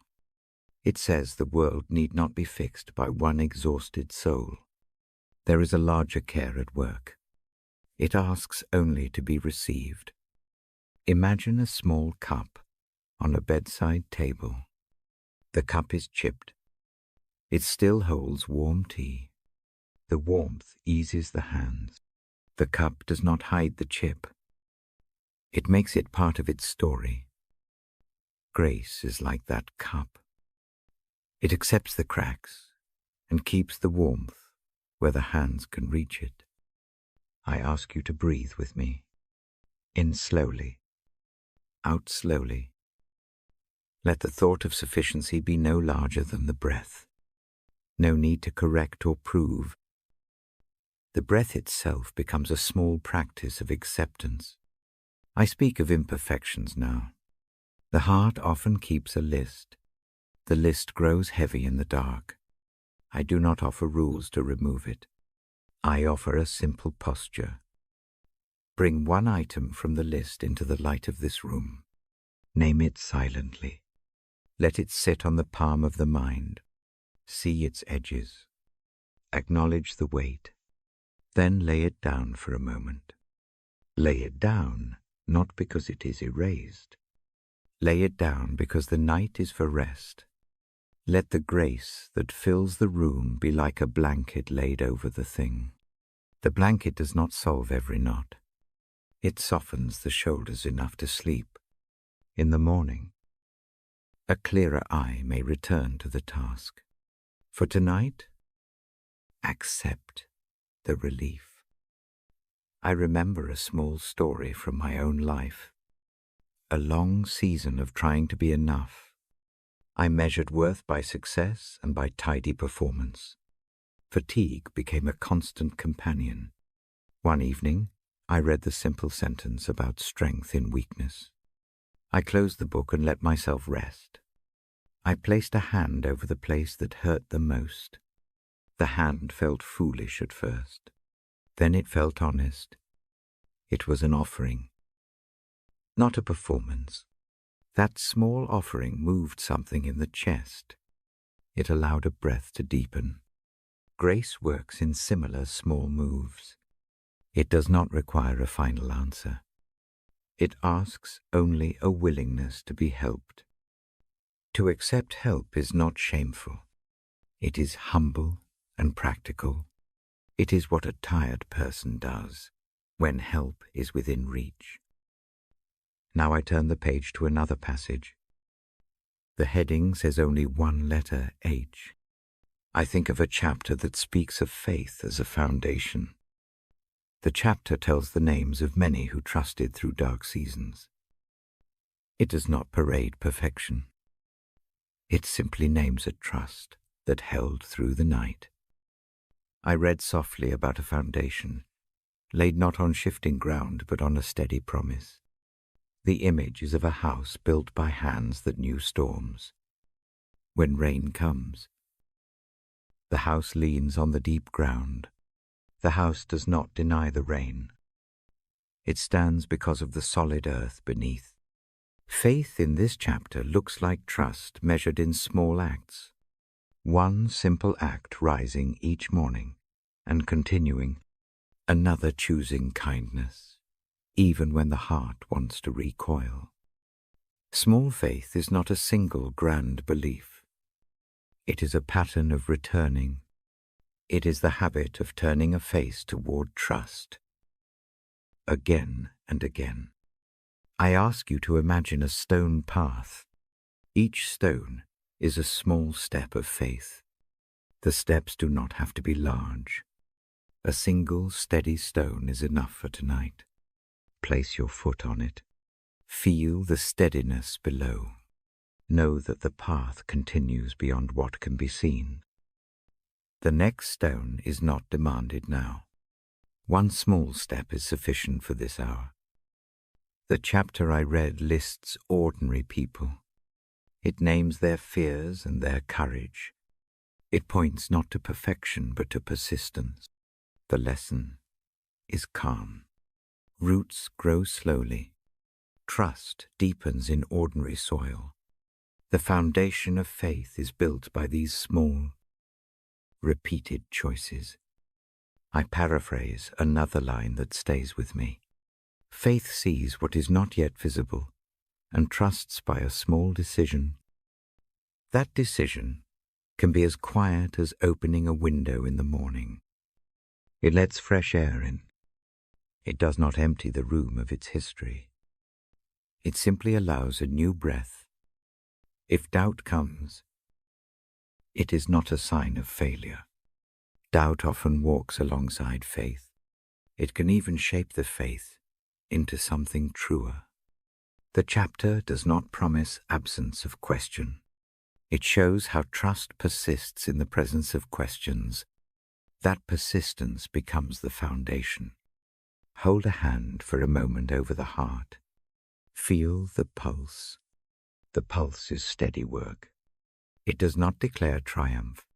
It simply continues. Faith is like that, a steady, small work beneath the visible life.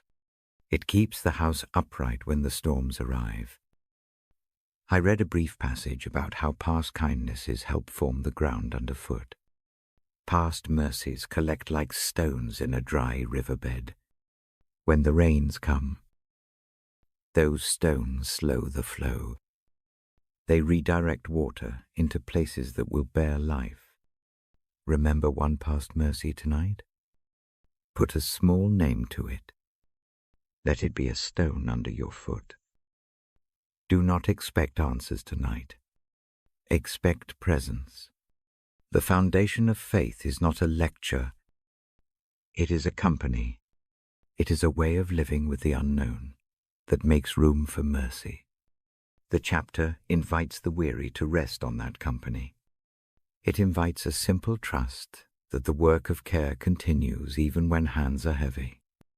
I offer a small exercise. Think of one tiny thing you can do tomorrow that trusts rather than proves.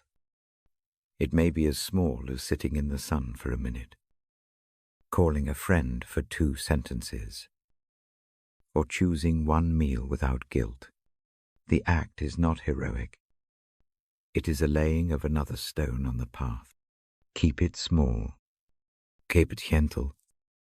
Breathing again helps. In slowly. Hold a gentle count. Out slowly.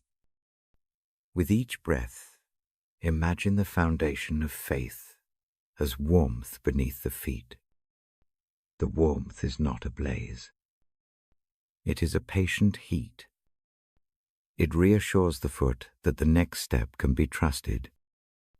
I also speak of community in this chapter. Faith is not only private. It often grows when others hold the light for a while. A neighbor who brings bread. A friend who sits in silence. These small supports are part of the foundation. If loneliness presses, remember that the path has companions. Visible and unseen, there is a quiet promise woven through both passages I read tonight. Grace meets weakness. Faith forms a foundation. The two work together. When strength fails, grace steadies the body. When doubt appears, faith keeps a small hope alive. The two are not contradictory. They are companions. I suggest a tiny ritual before sleep. Place one hand over the heart. With the other, imagine setting one small worry into an open palm. Do not fix everything. Offer only that one thing. Say nothing aloud. Breathe and let a simple thought, "Come help," is near. The thought need not be loud. The wrist may relax a fraction. The jaw may soften. The body will thank the small change. I end this part with a calm wish. May the sufficiency of grace warm the weary places tonight. May the foundation of faith feel like steady ground underfoot. May accepting help become a small habit that gives rest. Accept the offer if it suits the heart. Decline for now if the earlier step still needs time. Either choice is held gently. The lamp is low. The page closes almost without sound. If sleep comes, carry these small images into the turning hours. If wakefulness remains, sit with the steady promise a while longer. In the next part, I will read a passage that maps mercy into daily act. I will keep the pace slow and the sentences short. Stay as you need. The word remains beside the bed. I turn the page with care. The lamp makes a small pool of light. The room breathes with us. Tonight, I place a short line before us from Hebrews in my mind. I do not read it, word for word. I carry its heart into the room. It speaks of faith as something sure. It calls faith a kind of bedrock beneath the feet. It calls faith a quiet conviction about things not yet visible.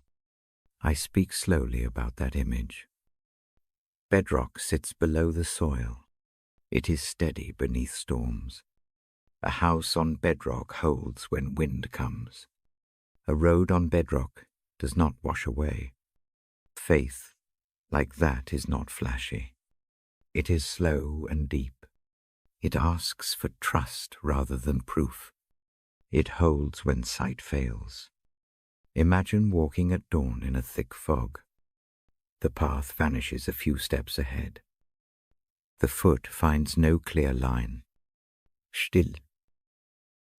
A steady rock underfoot keeps the step true. The ground does not move even when the eye cannot see. That underlayer is faith. It supports 1 foot at a time. It lets the traveler take small steps without panic. I picture a root system under a great oak. The roots do their work in the dark. They do not make noise. They send up life. The tree does not owe any flourish to those roots. Yet without them, the tree falls. Faith often works like those roots. It nourishes the visible life in ways that stay unseen. This idea is gentle. It does not demand sudden certainty. It says a quiet trust can be enough for one night. It invites the tired to lean on a promise rather than on immediate answers. Trust here is practical. It is the small choice to move 1 foot forward when the way is unclear. I also think of a lighthouse cutting through fog. The beam is narrow. It does not show the whole coast. It offers a hint of line and a place to aim. Faith sometimes looks like that beam. It does not end uncertainty. It gives a direction. Follow that thin light. Take the next step. I read these images softly. My voice rests on each phrase. The aim is calm. I invite the heart to accept a small trust, not a grand manifesto, not a full solution, a single, steady trust for the night. Allow that trust to be the bedrock under the feet. Now I move to prayer. Calmness through prayer is not a magic trick. It is a practice of turning the heart toward the steady presence we name. It is a simple ritual of handing over one small thing at a time. I lead a brief prayer that wants only to steady the breath and quiet the mind. Find a posture that feels restful. Close the eyes if that helps. Place one hand over the chest. Feel the rise and fall. Let the other hand rest where it will.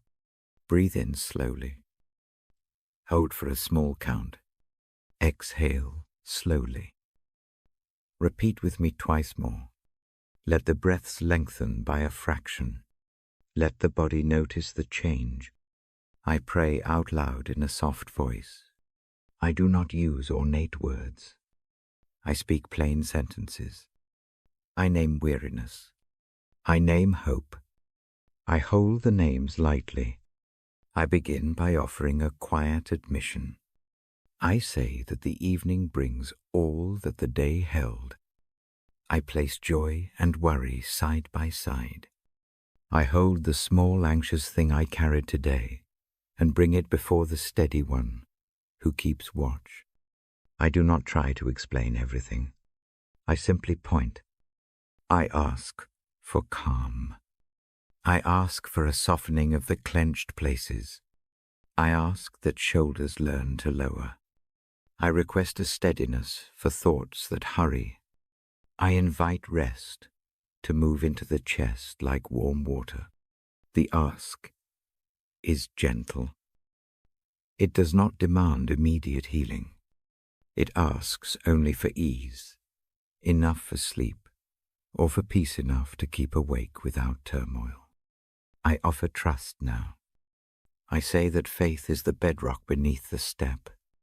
I ask for a willingness to trust that bedrock tonight. If the foot trembles, let it be steadied by a quiet promise. If the mind doubts, let trust be small and practical. Give me the courage to take one step more. Let that step be enough.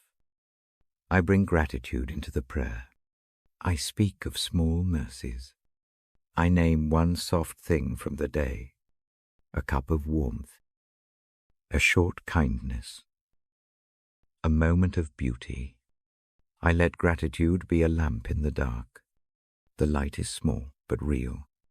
It recalls that kindness has touched the day already. That memory makes trust more possible.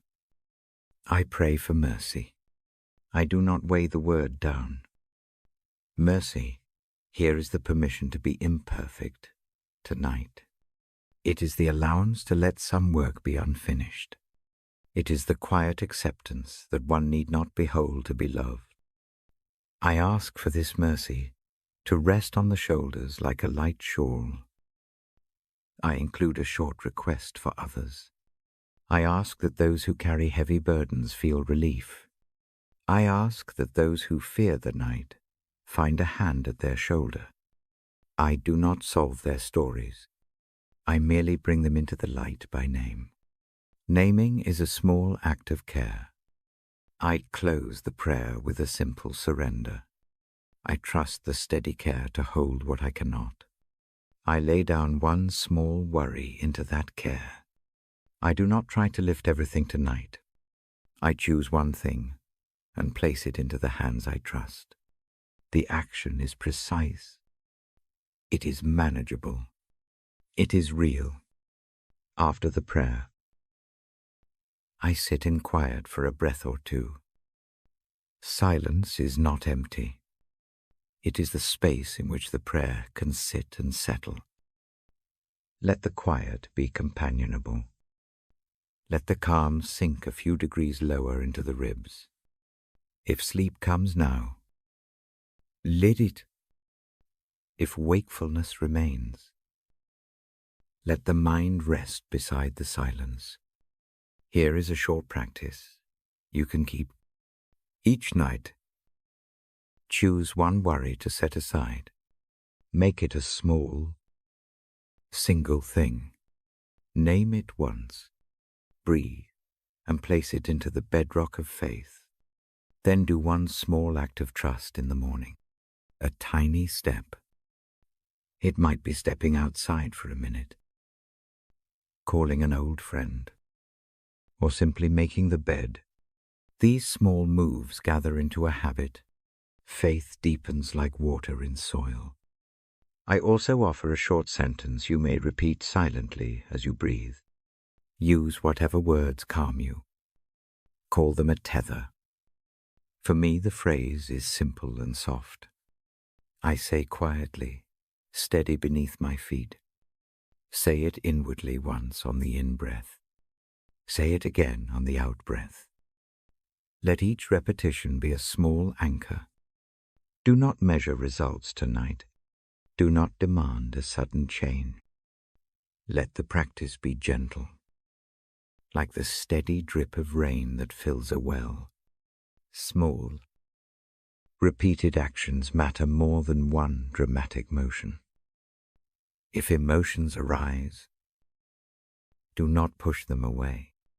Name them briefly and return to the breath.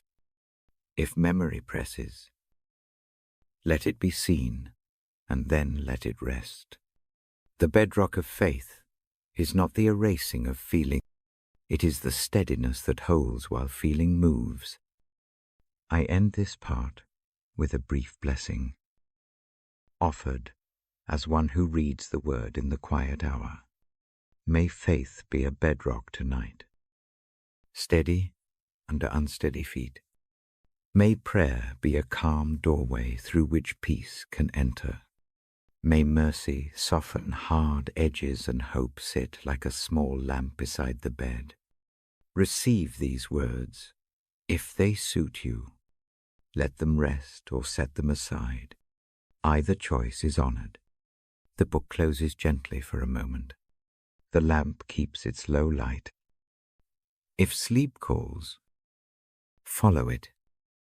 If wakefulness stays, keep the quiet with me a little longer.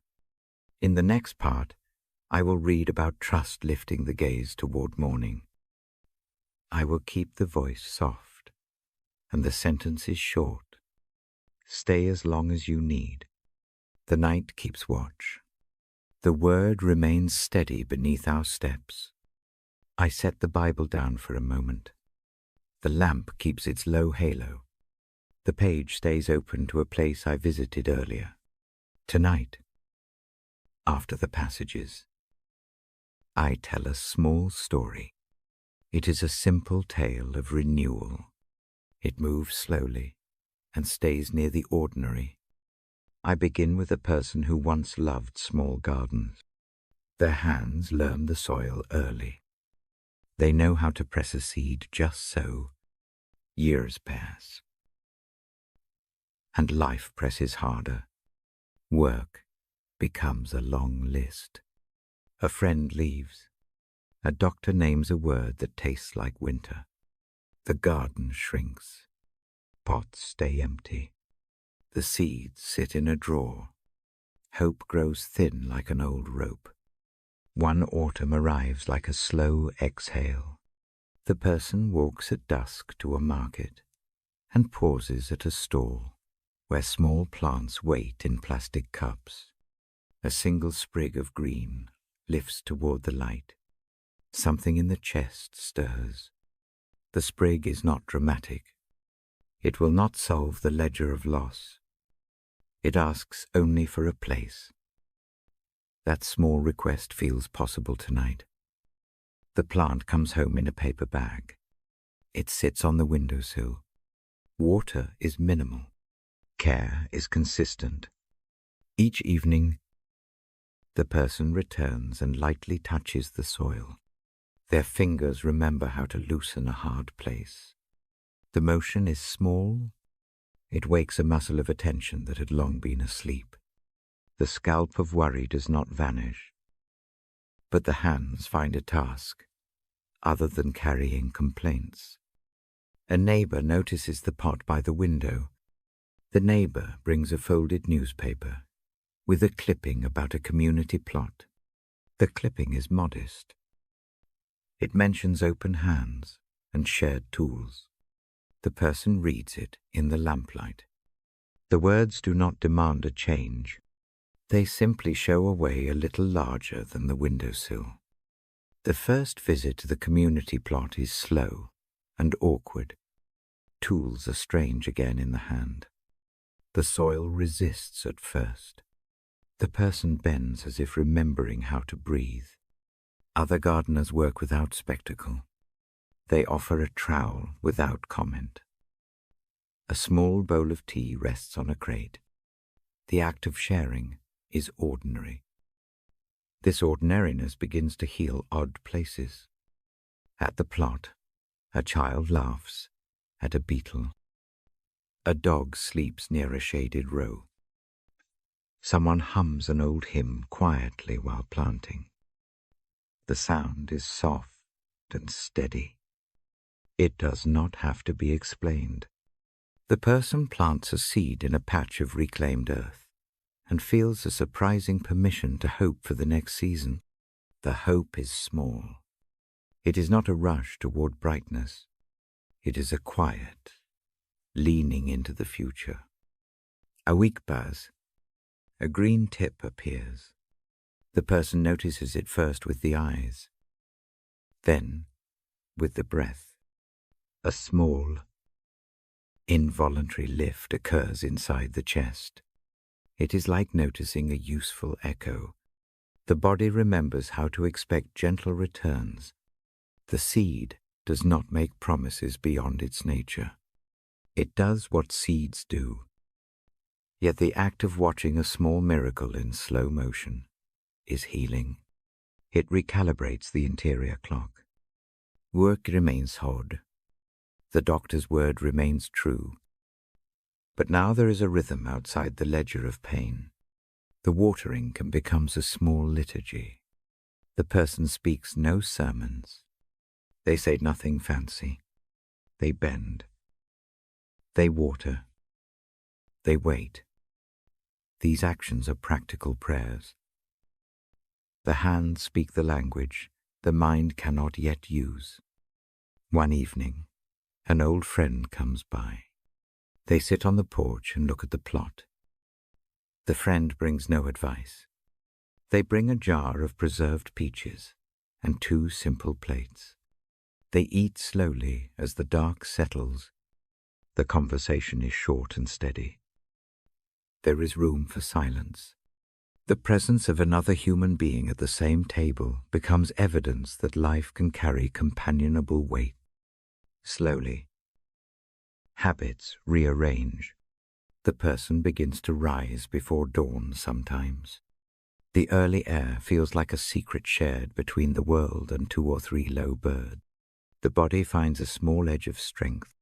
The aches do not disappear, but they reframe as parts of a life that still holds tasks able to be done.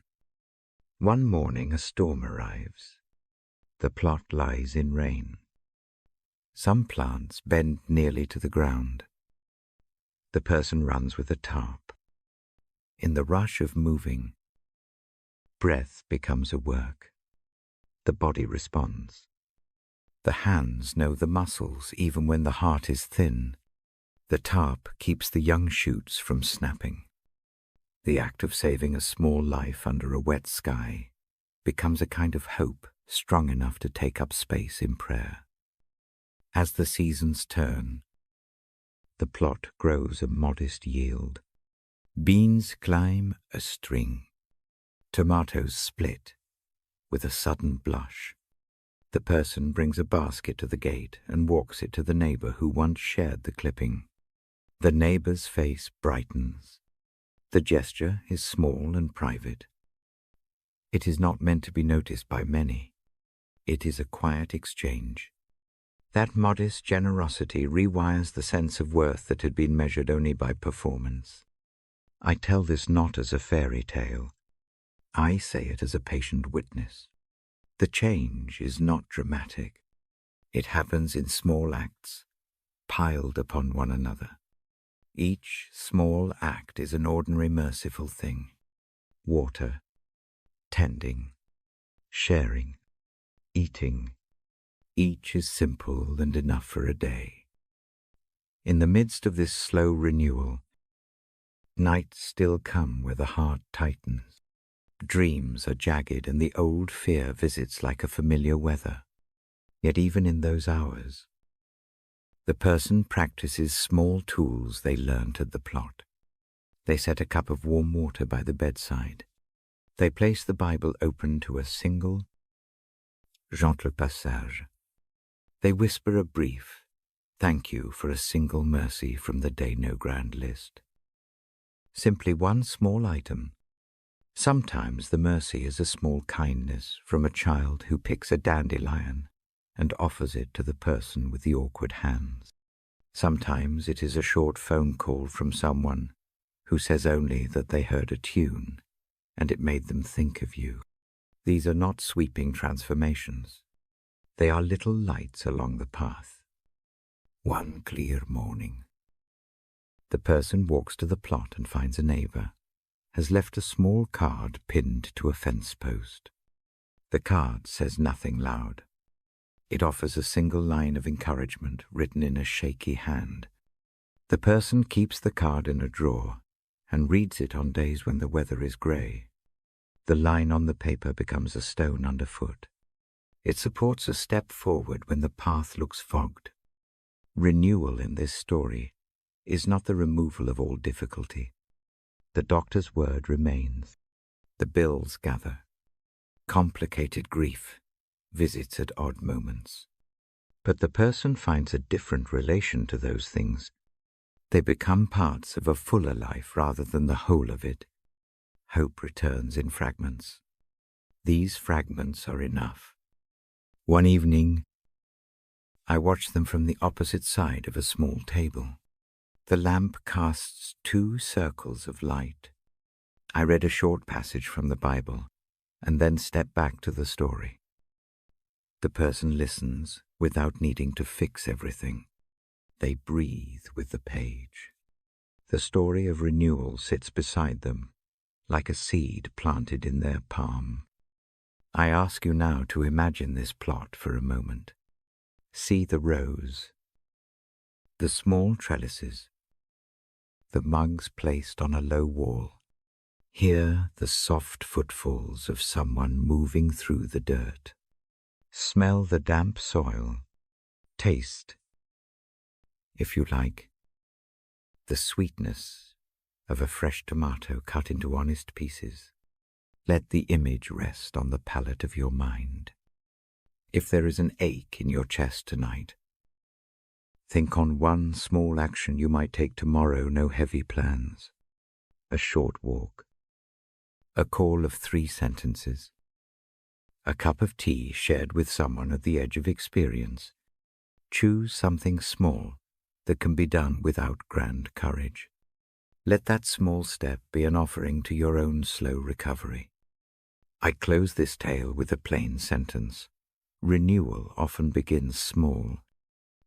It is a plant in a pot, a neighbour's guairak, a bowl of tea, a short blessing left on a fence post. These things gather into a life that can carry sorrow and still hold beauty. They do not deny the night. They make room for morning. I return to the Bible now and place a finger on the page. The lamp is low. The room breathes soft. If sleep comes, let the story of the garden travel with you. Let it be a small companion. If wakefulness stays, hold the image of the hands in soil and the simple gift of a neighbor. Let that image cradle you for a while. Before I close this part, a small benediction. May a tiny mercy find you tomorrow. May one ordinary act begin the long work of repair. May a neighbor arrive with a trowel or a song. May the heart learn again the quiet habit of care. I will turn the page after a slow breath. The next part will read a short passage about patience and waiting. The voice will stay simple. The sentences will remain small. Rest, now if you can. If not, keep the lamp low and the seed in mind. The night holds both the tired and the hopeful. The word keeps watch beside the bed. I lift the Bible and settle it where the lamp spills the least. The page breathes beneath my thumb. I let the room shrink to the small circle of light. I read slowly. My voice rests on each word. Tonight, I keep a single promise in mind. The promise is about new mornings. The scripture I hold speaks of mercies that come again. It names a tender pattern. It says that what fails in the night can be made fresh by the dawn. I do not quote the verse exactly. I carry its heart into the room for you. I speak in short sentences. I prefer the present tense. It helps the ear sleep.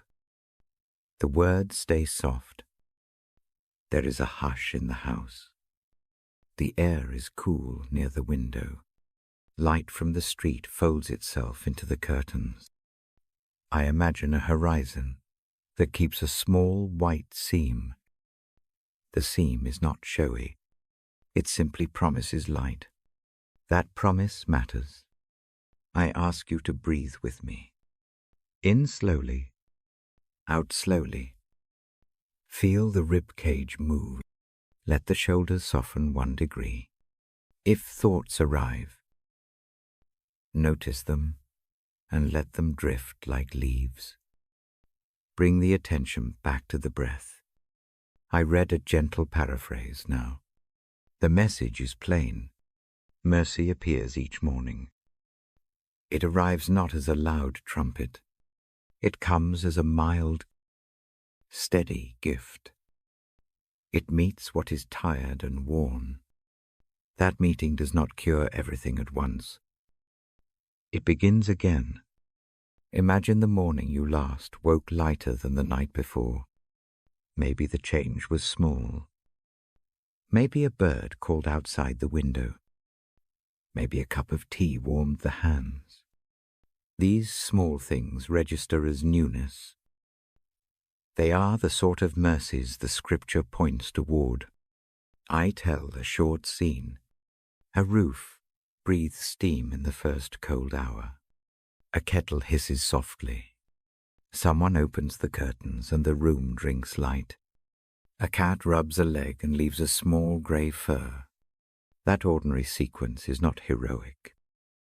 It is ordinary. It is sacred in its simplicity. Mercy behaves like that. It tends the small. It does not always enter as a dramatic reversal.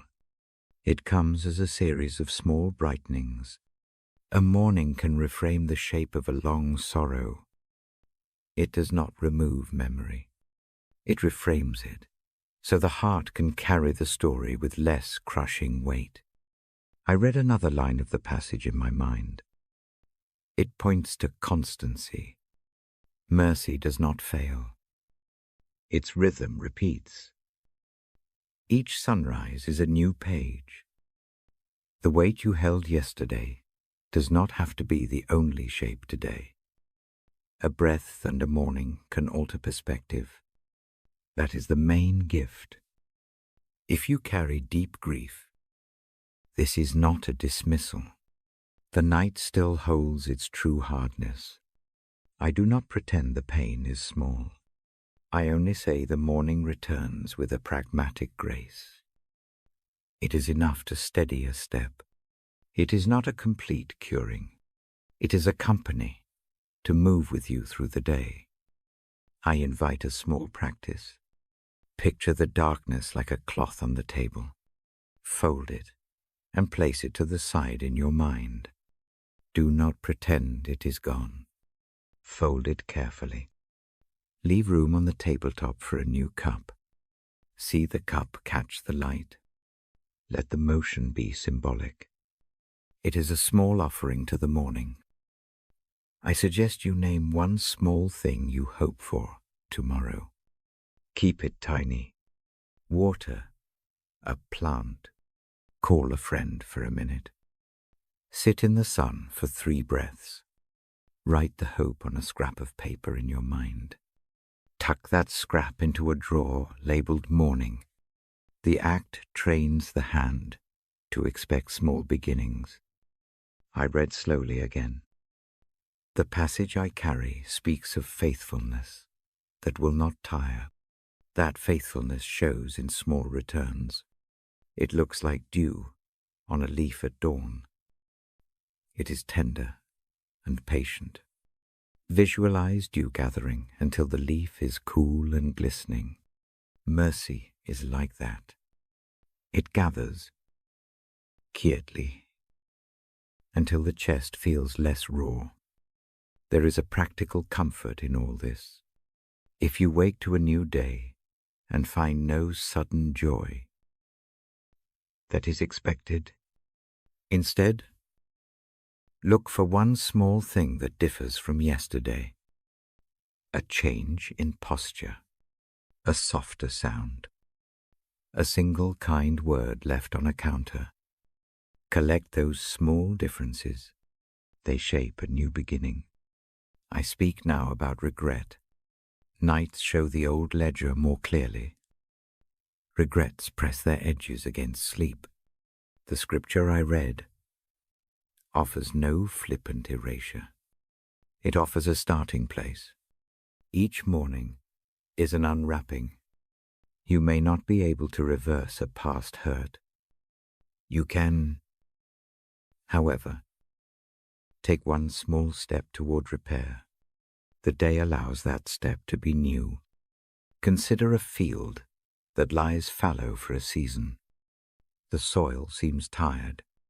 A single seed sown will not fix the whole field. It begins a process. It allows roots to start. Day after day, small care brings shoots. The field slowly remembers how to yield. So too with life.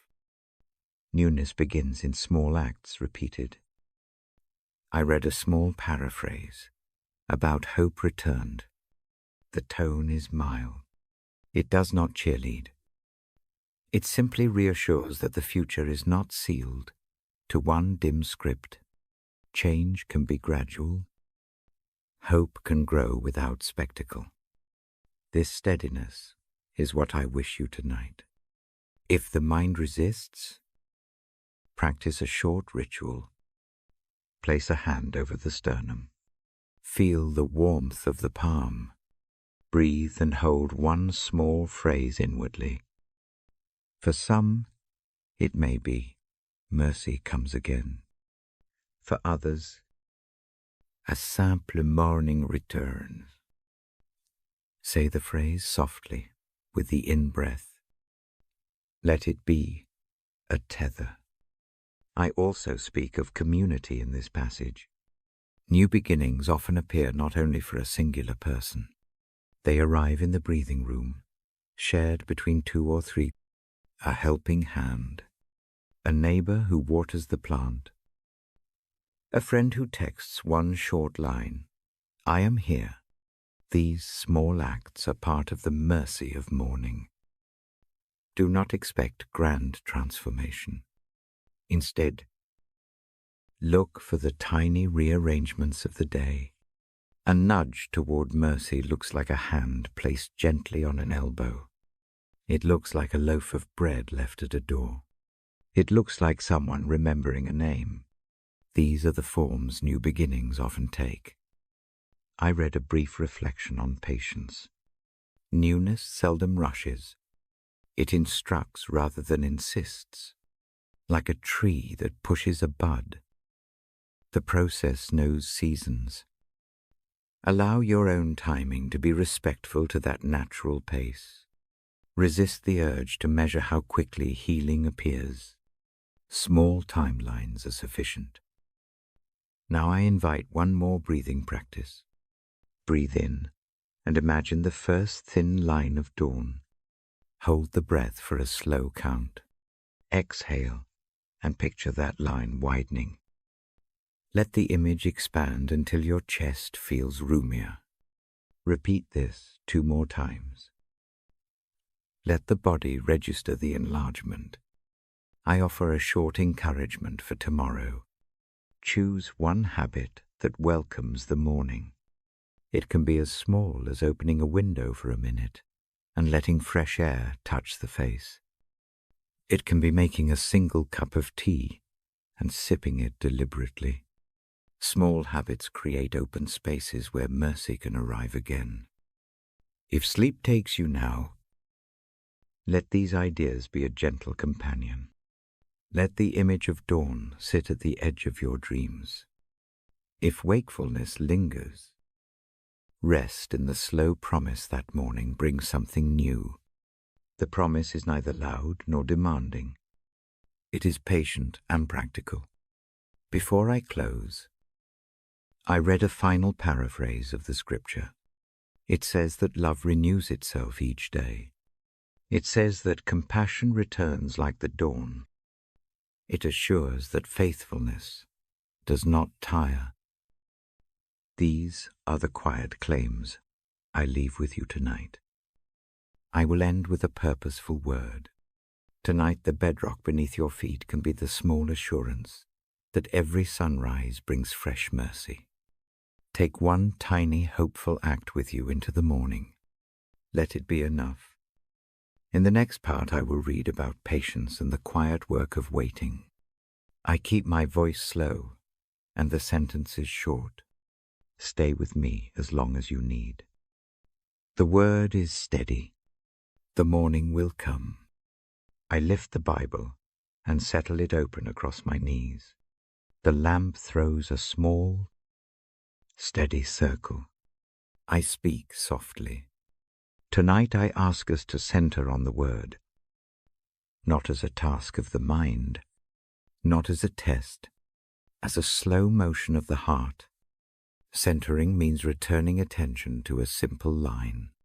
It means letting one phrase sit where the churning thoughts usually go.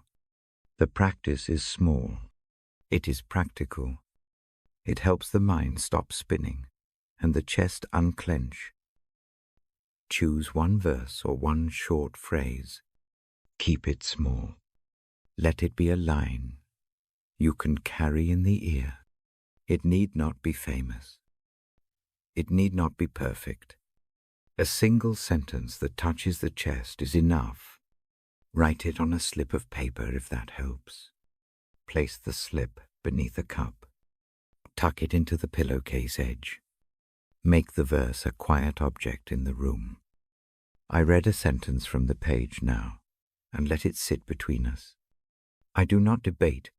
I do not analyze. I let the idea act as a soft anchor. Hear how the words slow the breath. Notice how attention folds to a single point. The mind finds a foothold. Breathing with a verse helps. Breathe in, as if gathering the phrase. Breathe out as if letting it rest on the ribs. Match one short breath to one short phrase. The breath becomes a bridge between the noisy head and the quiet text. Let the rhythm be gentle. No strain, no hurry. Hold the verse lightly in memory. Imagine the letters like small pebbles in the palm. Turn one pebble over a few times. See its shape. Notice its weight. The motion is tiny. The act of turning it calms the hand and slowly, the mind. The verse is not a slogan. It is a small companion. Centering can be physical. Trace the words with a fingertip on the page. Feel the paper grain. The motion is deliberate and small. Let the fingertip follow the line as if reading by touch. The sound of spacing your breath with the trace creates a slow music in the room. This music is restful. Another gentle practice is to make the verse into a short prayer. Use no long sentences. Make it a two-line whisper in the mind. Speak it inwardly like a lullaby. The mechanics of prayer here are simple. Name a need. Fold the need into the verse. Release it on the out-breath. The prayer need not argue. It only hands something over. If the mind rebels and starts its usual list, do not fight. Notice the list kindly. Name one item on it and return to the verse. Each gentle return is a practice of centering.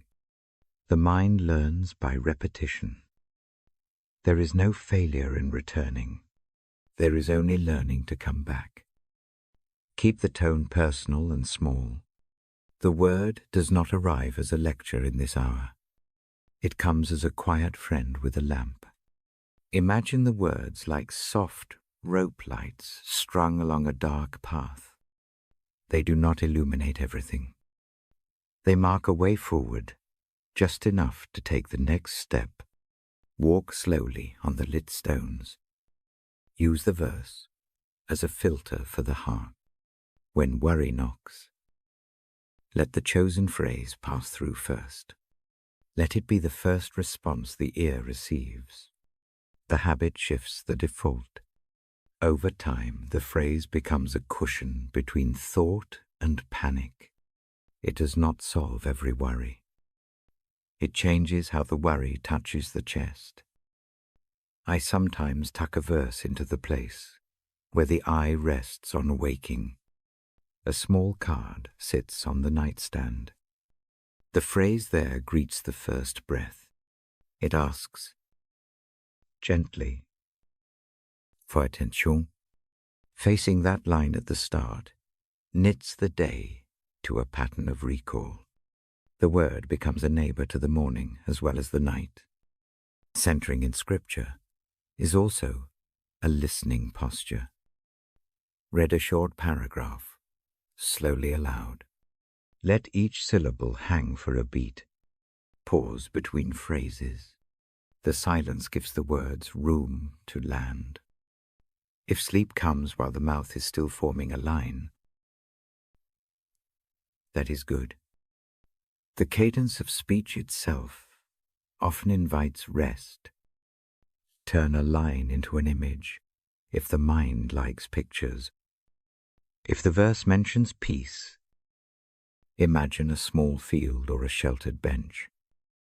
If it speaks of care, Picture a hand over a cup. Keep the picture simple and near. Complex scenes demand energy. Small images invite the heart to pause. Centering does not require feeling something dramatic. Sometimes the verse rests like an ordinary roof over the head. It offers shelter rather than fireworks. Accept a modest comfort, a softened jaw, a slightly easier breath, a less tense shoulder. Small changes are meaningful in the night.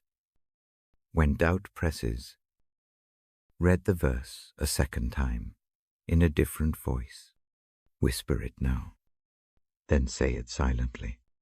Changing the tone helps the phrase find different parts of the mind. The whisper touches the ear. The silence touches the chest. Each mode invites a new kind of attention. Practice repeating the line 10 times over a few minutes. Space the repetitions with the breath. The number is not a ritual obligation. It is a gentle training wheel. Repetition shows the mind how to settle. It helps the phrase become a familiar road to walk. Use the Bible's own rhythm as a guide. Phrases in Scripture were often arranged for listening. Let that rhythm lead. Short segments, clear beats, a cadence that follows breath. The text then moves into memory more easily. The heart receives rather than resists. If memory fails, carry the verse in an object, a stone, a ribbon, a scrap of paper. The object becomes an external memory. Touch it once before sleep. Let the touch call the verse back. This small habit builds a bridge between the body and the text. Centering also invites a posture of curiosity. Instead of asking why the verse must work tonight, ask what it does. Does it steady the hands? Does it soften anger? Does it make space for gratitude? Observe without demanding immediate proof. Notice small results. I read a short paragraph now, and let the words rest. No commentary, no proof. The lines sit like low lamps at the edge of a field.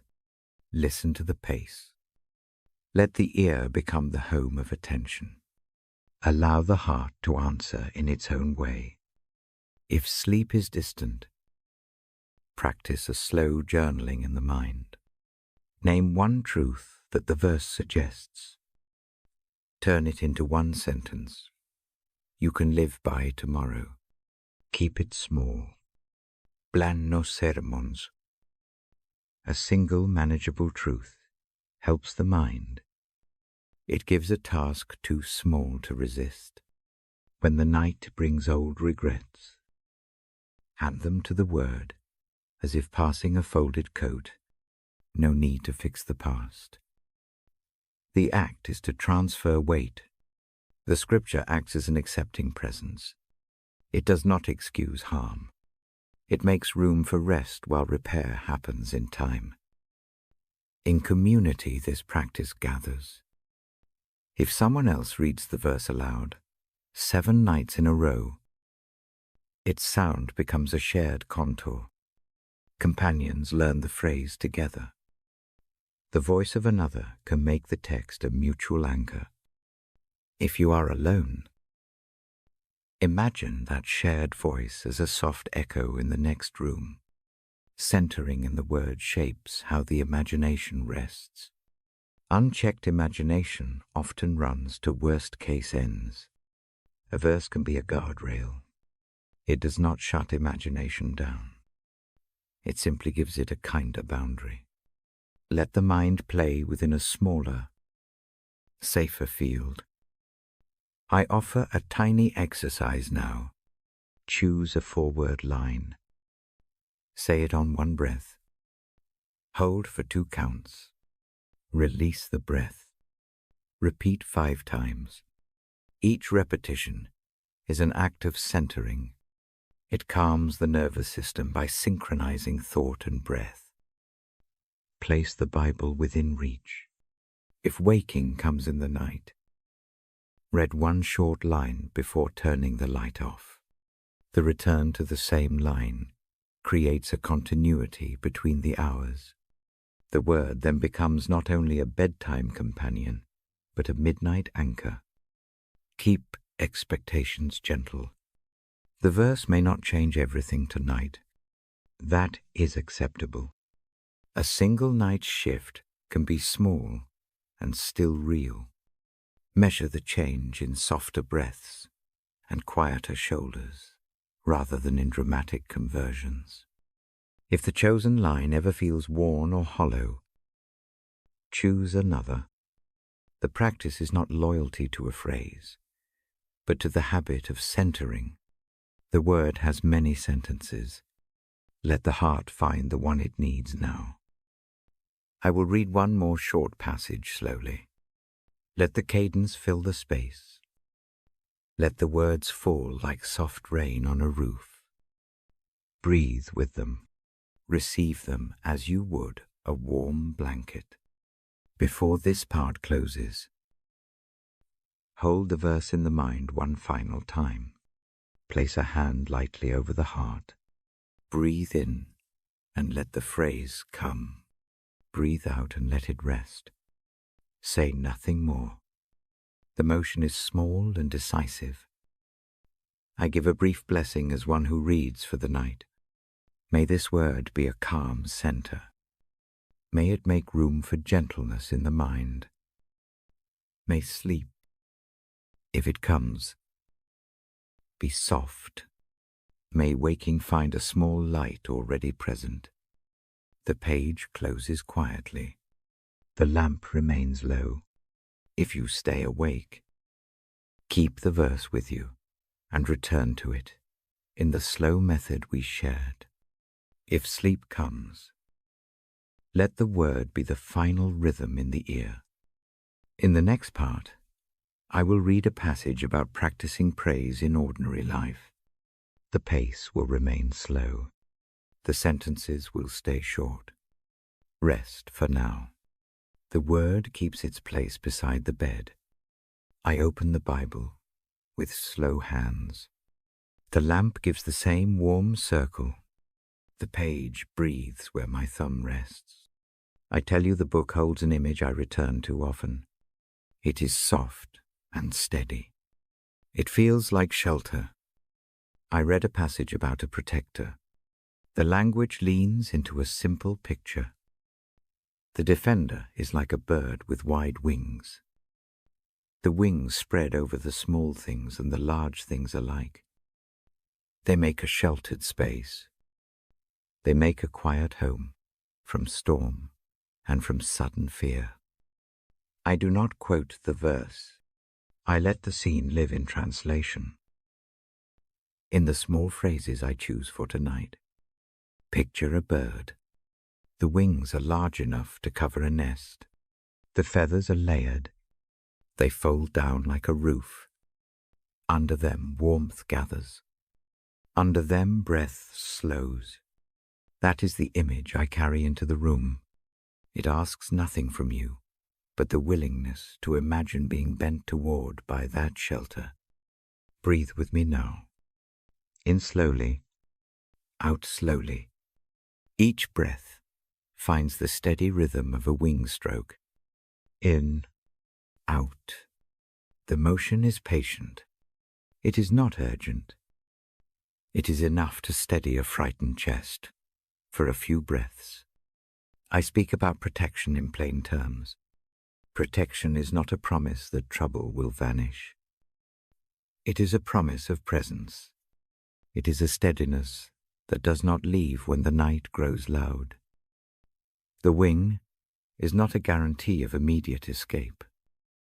It is an assurance that the heart will not carry its burden alone through the dark. Hold one small worry in your mind. See it clearly. Give it a shape for a moment. Then imagine placing it gently on one of those layered feathers. The feather bends and holds. The worry does not disappear into magic. It is held. The act of placing it there changes the way you carry it. The shoulders drop a fraction. The breath lengthens an inch. Small changes are real changes. I recount a short memory. I once sat awake while rain tapped the window. My hands did not know how to still themselves. I read the image about the wings until the picture fit under my ribs. I set my palm on the chest. The gesture felt useless at first. Then it felt honest. The chest relaxed just enough to allow sleep. I do not tell the story as proof. I tell it as an example of how a simple image can alter the body. There is also the thought of shadow. The wings cast a shade. The shade is not a hiding place from life. It is a protected space to breathe and to repair. Think of a porch in summer where the heat presses. Step under the eaves. The air cools. The world remains the same. The cooling allows clearer thought. The wing's shadow works the same way. If fear wakes you tonight, do a small practice with me. Place your hand where your chest rises. Name one fear quietly in the mind. It can be one word. Breathe in to gather courage. Breathe out and imagine the wing passing slowly above you. Let the wing's underside catch the word. Picture the feather, turning it over and setting it down. Practice this once. Do not force more. The single motion is a tiny offering. It is enough for now. Protection often looks practical. A hand at the shoulder. A blanket tucked in tighter. A neighbor who brings soup when the body is weak. The image of wings includes those ordinary acts. The metaphor calls to mind small kindnesses that work as armor. They do not remove challenge. They change the way it touches the skin. There is also the language of refuge.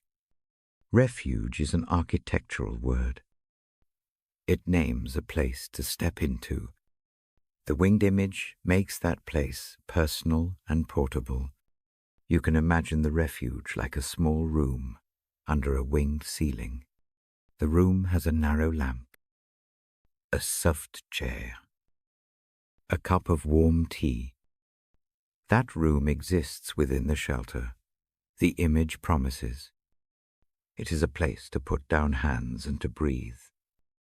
Tonight, if sleep does not come, let the refuge be literal in your imagination. Picture a corner of the house under that wing. Arrange it. A chair. Esmolquild. A single book open. Imagine yourself sitting there. The air is steady. The world is allowed to be both hard and enough. Rest may arrive even without the final answers you seek. I also hold the image of a shield paired with the wing. The shield is a practical object. It stops what would harm. The wing lifts the shield close. Danger may still happen. The shield, like the wing, changes the force of the head.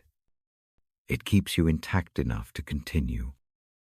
This is not a boast. It is a small, important truth for the night.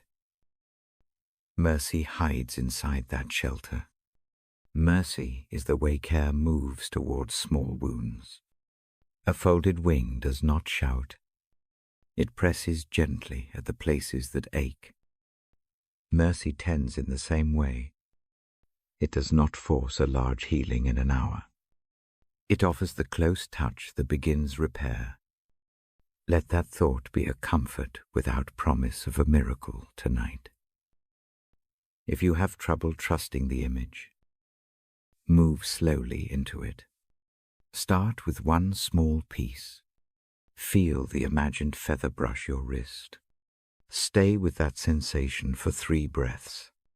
Notice how the body responds. The change may be minute. Tiny changes are still change. The nervous system registers gentleness. That registration is part of the healing. I read in this hour for many who cannot sleep. I read for those who keep watch at bedsides. I read for parents, for nurses, for those who wait for medical calls. The image of the wing keeps company with these lives. It does not remove work. It sustains effort. The shelter is practical for those who must rise in the dark. It gives enough rest to stand again. There is also the comfort in memory. Remember a time when a shelter arrived unexpectedly. A hand on the back. A friend at the door.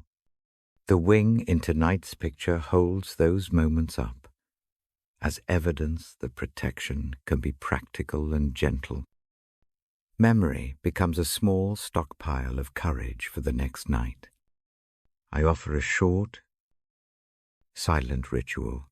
You can try. Close the eyes if it helps. Place both hands lightly on the chest. Breathe into a slow count. Hold for a small beat. On the out-breath, imagine a broad wing, lowering. Let the wing's shadow fall across your hands. Stay there for 5 breaths. Let the motion be gentle. When you finish, do not rush to change anything. Sit with the stillness for a moment. Many nights are long for reasons that cannot be explained. This imagery does not insist on explanation. It invites rest. It invites a posture of trust for a time that is small and manageable. Trust tonight is not a lifelong surrender. It is a single choice to rest under a shelter for a few hours. I invite you to tuck one worry under the wing now. Use your mind to place it there. It may be a loose worry. It may be a heavy one. Let the act of placing be your work tonight. If sleep arrives afterward, let it carry you. If wakefulness stays, let the image of the wing remain at the edge of the mind like a light. Before I close this part, I offer a short benediction in my own voice. May the shelter of the wing be near you tonight. May the shade it throws cool what is hot inside. May the close touch of mercy pick at the small places that ache. May protection hold without pressing. Like a blanket folded with care, I put the Bible down softly. The lamp circle narrows a little. If you sleep, let the image of the wing be the last thing you hear. If you stay awake, keep the shelter with you. The next part will bring another soft image, another small practice of rest. For now, breathe again. In slowly, out slowly, rest under the wing. I sit with the book open and a lamp that breathes soft light. Tonight, I bring a single line from the letters to my ear. I name the reference gently Philippians 4:7. I do not argue. I let the phrase shape the room. The thought I carry is this peace that goes beyond what the mind can hold. It is not neat. It is not loud. It is deep and quiet and real. I speak in short sentences. I hold the idea like a small lamp. Peace that surpasses understanding does not first come as explanation. It arrives more like a hush. It settles where questions crowd. It rests over the places the mind cannot fully sort out. I invite that hush into this room now. Imagine a stone that has been turning in a pocket for months. The edges are raw from rubbing. Peace touches that stone and warms it slowly. It is not a polishing. It is a warming that makes the stone easier to carry. The change is small. It is enough. I read a paraphrase of the verse in my own words. The words are plain. A peace is available that will stand guard. It does not guard by force. It guards by keeping watch. It keeps the heart and the mind safe in a different way than a shield. It steadies their rhythm. It lets them breathe. Breathe with me now. In slowly. Hold one beat. Out slowly. Repeat. With each breath. Imagine a thin band of light encircling the chest. The band is gentle. It is the color of dusk. It does not press. It steadies. Let it be present for 3 breaths. This peace is not evasive. It does not refuse the hard facts. It accepts them. It rests beside them rather than over them. Think of a small harbor where waves pound the rocks. The harbor keeps a tiny circle of water calm. The wind stills in that circle for a while. The rest is practical. It gives room for mending. When the mind wants answers it cannot find, tell the mind rest.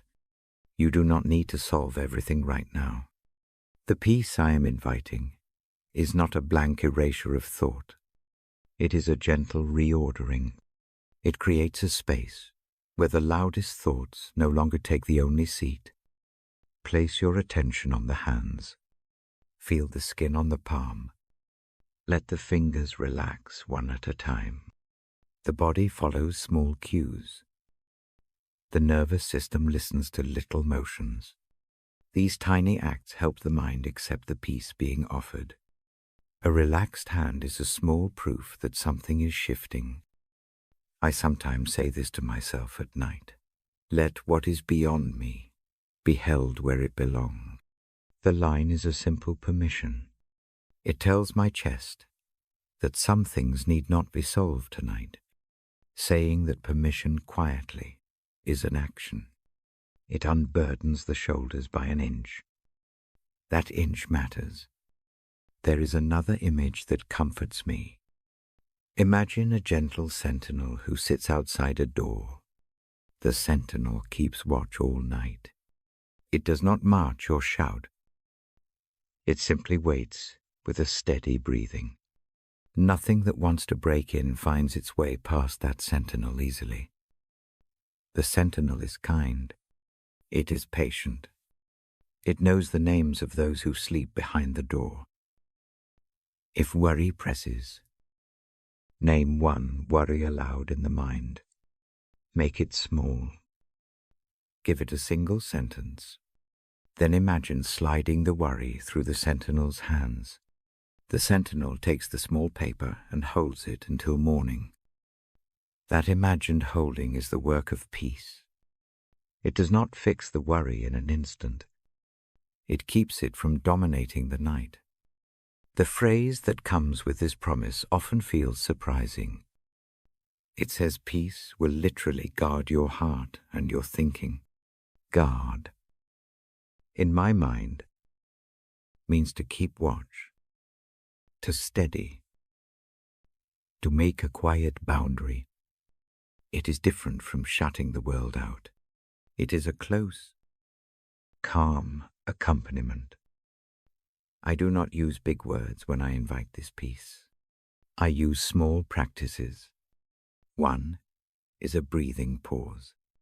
Another is naming gratitude for one small thing today.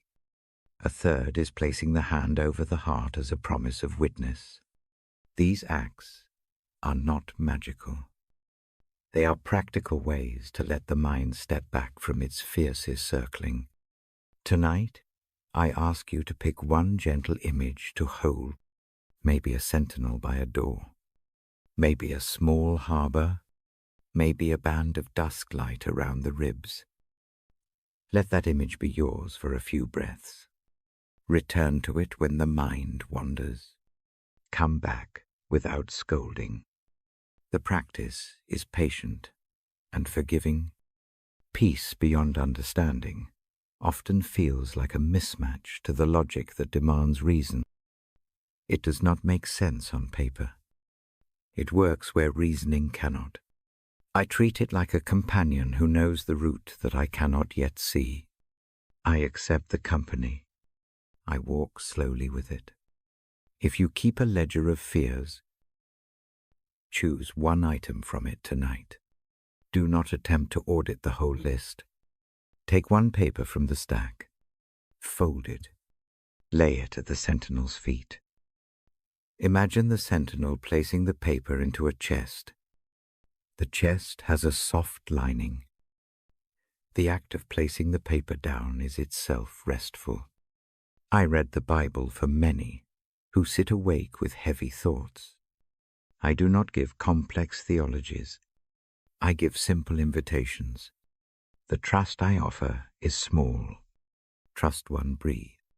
Trust one image. Trust one night's guard. That is enough to begin. Sometimes the peace shows itself in sleep for an hour at first. Sometimes it comes as a calm watching the ceiling. Both are gifts. Both are valid responses. The night accepts them both without judgment. I also bring the idea of a tether. A tether ties the restless mind to something steady. The tether is not a heavy chain. It is a thin rope of memory. It may be the memory of one kindness from today. It may be a remembered prayer. When worry drifts, the tether keeps the mind from floating too far away. It allows return. Make a small tether now. Think of one kindness you saw today. Keep it in the mind for 3 slow breaths. Let each breath tie the mind gently back to that memory. The tether need only hold for a little while. The peace we invited will do the rest of the job. You are not required to believe everything tonight. You are invited to try one small practice. Try the sentinel, the harbor, the dusk band. Breathe, place a hand, or let the mind picture a single memory. Let the chest register the slight easing. The body remembers these easings and begins a habit of rest. I offer a brief, quiet prayer in the softest voice. I do not demand answers. I do not press for transformation. I ask that the peace beyond understanding draw close and stand guard over the breathing mind. I offer one small worry into that care. I place it in my imagination, into the sentinel's chest. Sit with the quiet for a beat. If sleep comes, allow it. Let the peace hold the heart and the mind as you move into rest. If wakefulness stays, stay with the practice. Return to the tether. Return to the image. Be gentle with yourself. As I close this part, I set the book down slowly. The lamp keeps a wide, soft margin. The pages do not rush. I promise to come back with another passage in a little while. In the next part, I will speak about safety and security in simple terms. I will keep my voice slow. I will keep sentences short. Rest now if you can. Let the peace that surpasses explanation do its quiet guarding. Breathe in, breathe out. Let the sentinel wait. Let the harbor hold. Let the dusk band circle your chest. The night is attentive. The word keeps watch beside the bed. I turn the page and rest my finger on the thin paper. The lamp throws a quiet arc of light. The night feels patient, I choose a passage that has steadied me many times. It speaks of a love that will not let go. I do not recite the words exactly. I carry their heart to you instead. I read in a voice that stays small. The idea is simple. Nothing can put a final distance between a human heart and God's love. That thought is not an argument. It is a soft assurance. Say it silently with me if you like. Nothing separates. Let the phrase sink like a small stone into a calm pool. The rings move outward and then ease. Imagine a shoreline at low tide. The sand is cool beneath the feet. Waves come in. They reach farther than one might think. They touch the places left, dry by an earlier tide. God's love is that tide. It comes and comes again. It crosses places that feel distant. It finds the shallowest indent and fills it. The image is not grand. It is steady. When I read the passage, I think of a ring. The ring is simple metal. It fits snugly around a finger. It is not flashy. It is a sign of belonging. There is no space beneath the ring for a secret to hide. Belonging is the point. The scripture tells us to imagine being within that circle, not outside it, not only brushed by it, within. This love does not depend on how tidy a life looks. It does not keep a ledger of perfect days. It comes near the messy parts. It leans into the dark rooms and the quiet corners. When the mind offers reasons it cannot be love, the love simply remains. It does not argue back. It works by presence. I do not offer a long theology.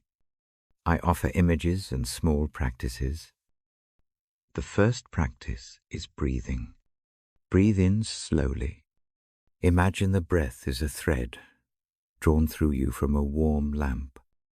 Breathe out slowly. Picture that thread becoming a gentle hand. The hand rests on the chest for one breath.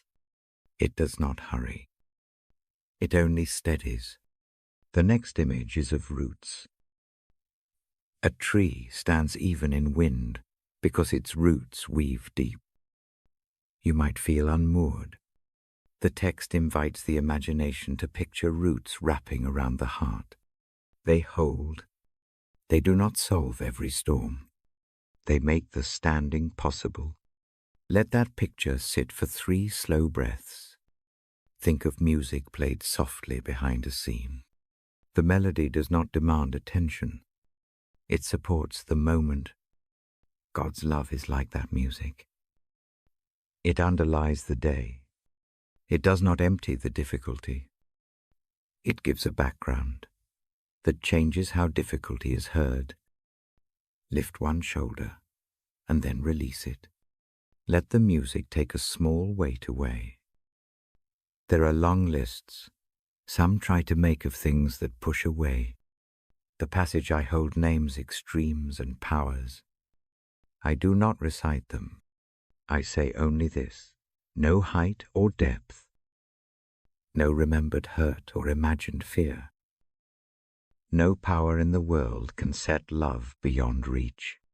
It is a wide claim. It sounds large. Tonight I speak of it gently. I let its largeness be a blanket rather than a parade. If doubt comes, bring the doubt into the room. Place it at the lamp. Look at it with curiosity. What is the shape of the doubt? Is it a cold stone, a thin thread? Give it a small name. Then imagine laying that small thing into a basin filled with warm water. Watch steam lift the edges of the worry. The action is not a magic cure. It is a practical move that shows how love meets a named worry Some nights the fear feels like a loud gong. The thought of separation makes the heart rush. In such hours, the phrase I offer is short and repeatable. Say to yourself, "Love finds me." Say it slowly, and let the breath match the saying. Do it 5 times. That practice is not a proof. It becomes a steadying habit. I tell a small memory. Once, during a season unusually sharp, the lamp was low and the street quiet. A letter arrived, folded small. The envelope had nothing dramatic inside. A note said only, "This you are not alone." No great theology, no heavy words. That small line met a wide need. The memory is a proof of how simple acts echo the larger promise. The scripture's claim can look like that small "Giet." True. There is a difference between being known and being judged. The love the passage holds is a knowing kind. It does not flinch away from faults. It names them gently and does not run. Imagine a lantern held close to a scar. The light does not make the scar smaller by pretending. The light warms and keeps watch. That warmth is sometimes enough to feel less cold. If you carry regret tonight, put one regret into a small imagined box. Close the lid carefully.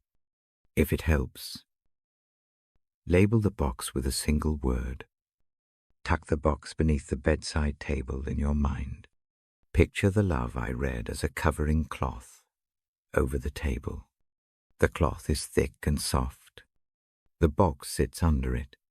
The action allows a small refugee space in the chest. We are often tempted to think that proof must come quickly. Yet this love invites patience. Its work is often slow. It arrives in repeated breaths, kind hands, meals offered, a text sent for no reason. Notice one small kindness from today. Say thank you silently. The act of noticing is a tiny opening to the larger claim that nothing separates. I speak now of unity. Unity with God's love is not a forced conformity. It is a coming home. Think of a traveler returning to a coastal village. The harbor holds the boats regardless of how rough the sea had been. The harbor does not ask for perfect sails. It only receives. The scripture pictures that harbor. It calls us into the space where unity is simply being held. To practice unity tonight, imagine a thin cord tied between your heart and a lamp on the table. The cord is gentle. It is not a chain. It is a link of light. When thoughts pull away, they tug the cord. The cord gently returns the attention without snapping. Let that motion be a permission. Be where you are while being tethered to something larger. There is no achievement required to be within this love. It is not a prize for good behavior. It is a welcome given. The welcome can change how the morning looks. It can alter the small decisions of a day. It does not fix bills or erase loss. It does change the interior climate. A body breathing within a kindly room behaves differently than one under harsh lights. If sleep is slow, let the image of belonging be the last phrase you hold. Say quietly, "I belong."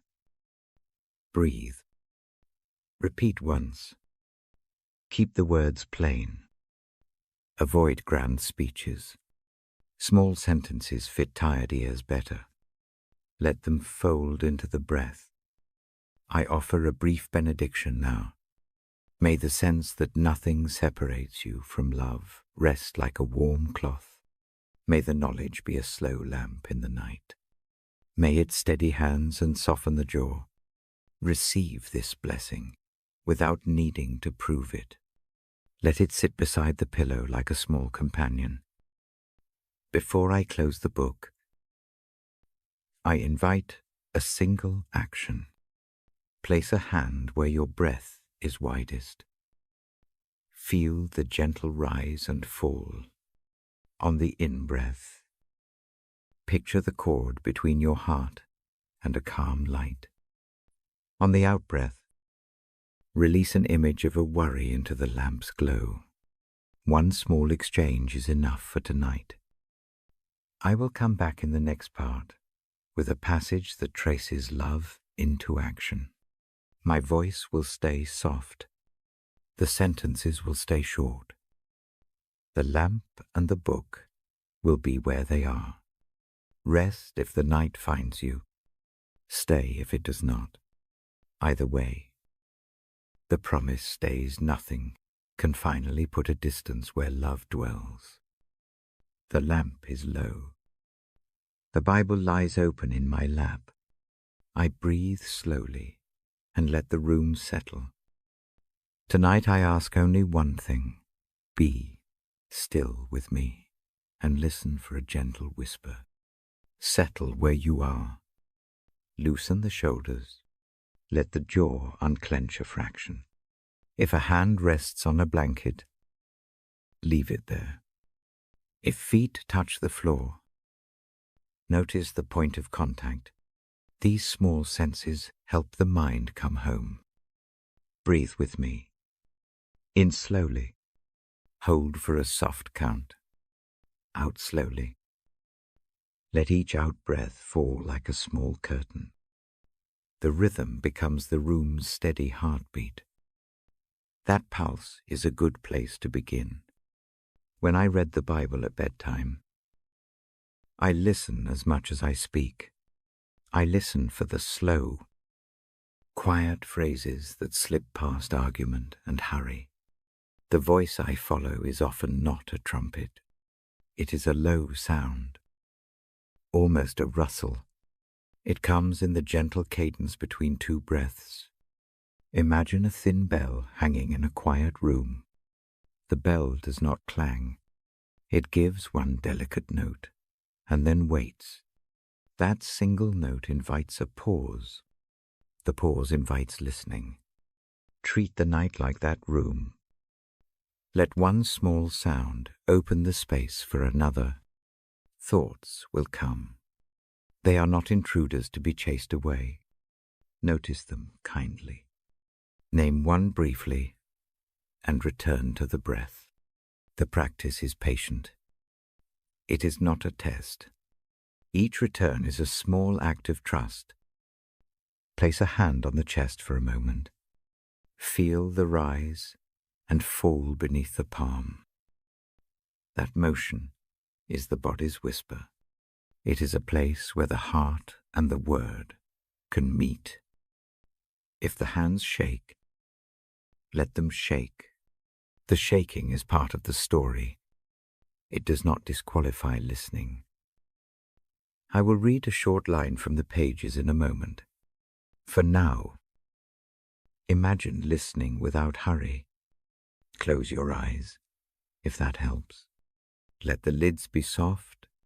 The dark of the room becomes a companion rather than an obstacle. The mind can rest into the dim, the gentle voice of God, as I have heard it in the quiet hours. Often arrives like a memory made tender.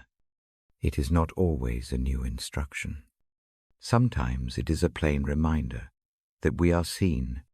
Sometimes it is a calm nudge toward mercy, or a quiet encouragement to do only the next small thing. Do not expect a dramatic revelation. The night does not always work by thunder. Instead, imagine a narrow creek during a still hour. The water slips along. You hear it not because it shouts, but because everything else has stopped. The whisper works like that creek.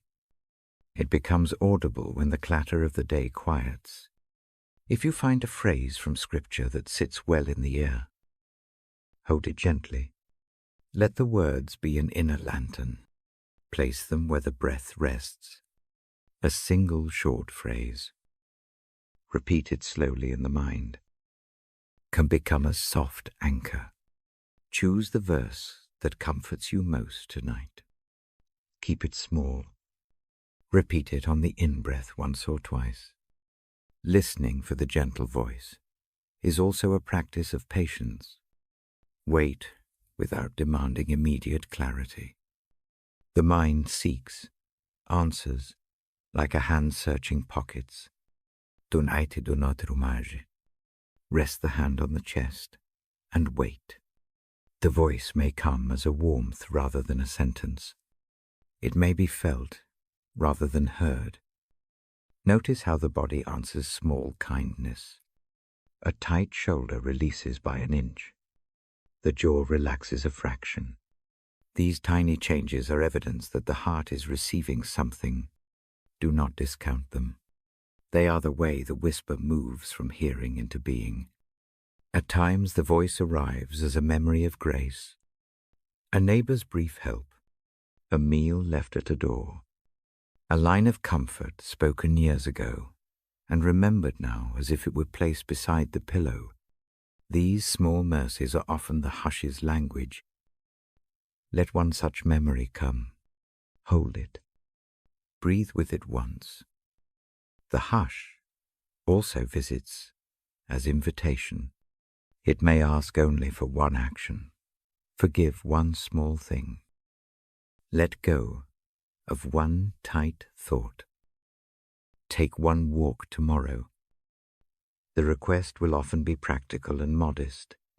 If the night brings a nudge to act, treat it like a seed.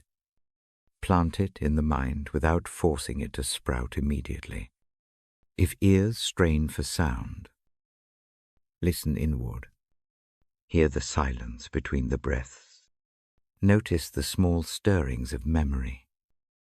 Pay attention to a single sensation, the cool of the sheet, the weight of the blanket, the slow creak of the chair. The voice sometimes hides within those ordinary textures. There is no need to frame an elaborate prayer. Say a few short words inwardly, if it helps. Keep them plain. A sentence as small as a whisper, 1 or 2 lines can open the heart.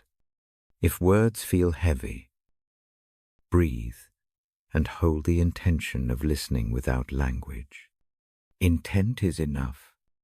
Some nights the whisper comforts by offering names, not dramatic titles, but quiet remembrances. A person's face returns. A short phrase of thanks surfaces. A small grief feels acknowledged. These are not theological proofs. They are intimate ways. The night makes room for what is true. I do not insist that everyone hears in the same way. Some hear the voice as a clear phrase. Others feel it as a calm that settles in the gut. Some receive no immediate sign, and that is also a valid part of the night. Trust that listening itself is work worth doing. Whether sound follows quickly or slowly, if fear is present, put it into the practice rather than pretending it is not there. Name the fear silently. Give it a small shape, then invite the whisper to touch that shape. Sometimes the hush's task is not to remove the fear, but to steady it, so that a person can live alongside it. A gentle exercise. Now breathe in and imagine a thin thread of light entering at the crown. Let it travel slowly down the spine. Pause where it meets the chest. Exhale and imagine that thread widen just enough to cradle the lungs. Repeat this 2 more times. Let the motion be slow and kind. The image is not magic. It is a simple device to help the body and the ear align. Keep listening for the subtle shift when the whisper arrives. It may bring a tiny courage. It may call for rest. It may name a short truth that helps the next choice. The voice rarely shouts. It tends the small doorways of the heart instead. If sleep comes, do not worry about missing the moment. Often the whisper holds while the person sleeps. Mercy works both awake and in rest.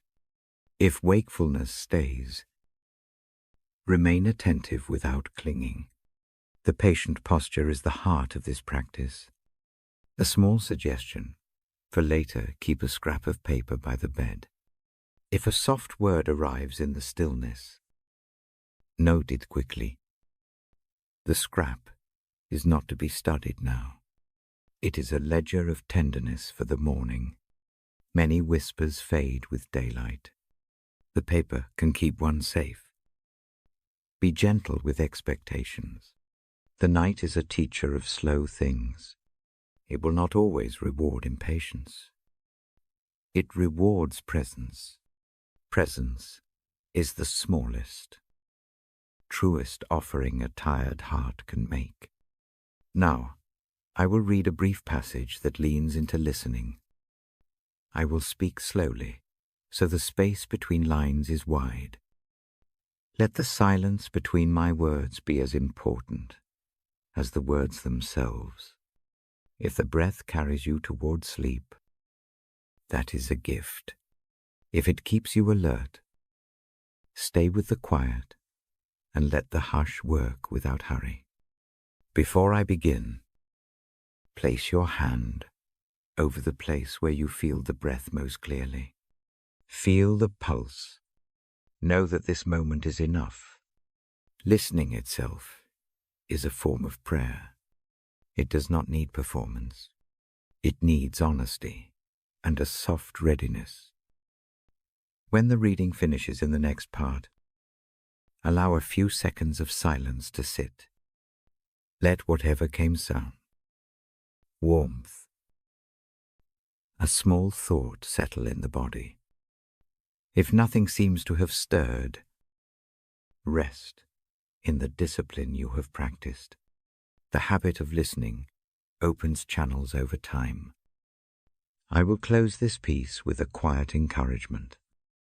Keep the posture of waiting through the next minutes. Do not press for explanation. Receive a small calm if it comes. If it does not, return to the breath and to the small practices we used. The night is patient. The word is gentle. When you are ready, I will read the passage aloud. Stay as long as you need. The next part will follow with another gentle reading and a little more time to listen. For now, be still and watch with me for a whisper. I lower the lamp a fraction. The light becomes a softer pool. The book rests open. My voice is quiet. I invite a slow attention. Settle deeper if you can. Let the shoulders lose another small degree. Unclench the jaw. Place both feet softly where they rest. These are small, practical motions. They make room for what follows. I carry a brief line in my mind from a letter written long ago. It asks that we hand over our anxieties to someone who cares. The line is not a command. It is an invitation. Hear it as that come and let this weight be held for a while. Begin by naming one worry. Make it small. Do not list everything. Choose one pressing thing tonight. Give it a clear shape in the mind. Maybe it is a single phrase. Maybe it is an image. Hold it gently for one breath. Now imagine a hook on the wall near your bed. The hook is plain and steady. It waits with no judgment. Take the worry as if it were an old coat. Lift it deliberately. Feel the fabric of the worry in imagined hands. Move toward the hook. Hang the coat there. Let the shoulder relax as the coat slips from it. Breathe in. Breathe out. Notice a slight easing where the straps once dug. The body registers small shifts. These shifts are real work. They matter. If the coat image is awkward, try a different one. Picture a small parcel wrapped tight. Walk to a window and hand it through an open sill into a larger hand outside. The new hand is warm. It takes the parcel without fuss. You do not need to carry the parcel tonight. Let that be enough. I guide this practice because giving one thing away is manageable. The mind resists wholesale surrender. Small acts build trust. If only one worry finds a resting place. That is a true and helpful beginning. Place a hand where the ribs rise. Feel the breath under the palm. Keep the hand there as you fold in the next thought. Breathe in to gather courage. Breathe out to release a small piece of the load. Repeat once or twice. The touch becomes a witness to your offering. Picture the hand you pass the worry to as steady and patient. It does not hurry. It does not lecture. It holds. It cares. Imagine warmth there, like a shallow light. Let that warmth reach the place where the worry settles. I do not require dramatic emotion. Many nights bring only a slight lightening, a tiny shift in the chest, a half note of relief. Those half notes add up. The practice is the slow work of training hands to open. If a thought resists being named, let the breath be the naming. Draw in deeply and think only this. This is a worry. Exhale and imagine the worry loosening by an inch. Use that breath as a bridge between the mind's list and the act of release. There is a way to use the senses to help. Imagine setting the worry on a leaf. See the leaf rest on water. Watch it travel. Hear the small ripple. The sound is not loud. It simply shows motion toward a place that can hold it. The image helps the body accept the letting go. I suggest a brief ritual you can do each evening. Take 3 slow breaths. On the first in-breath, name the worry quietly. On the out-breath, picture handing it to the caring hand. On the second cycle, notice the chest. On the third, allow a small thanks for the act of handing it over. No need to force gratitude. Let it arrive if it does. Sometimes the hand you imagine will be a parent's warmth. Sometimes it is a friend's steady palm. Sometimes it is simply a presence that does not require a face. Any stable image of care will serve. The important thing is that the worry moves out of your grip and into another's care. If night fears are many, choose the smallest one first. Many feel useless to carry alone. Start with a tiny knot.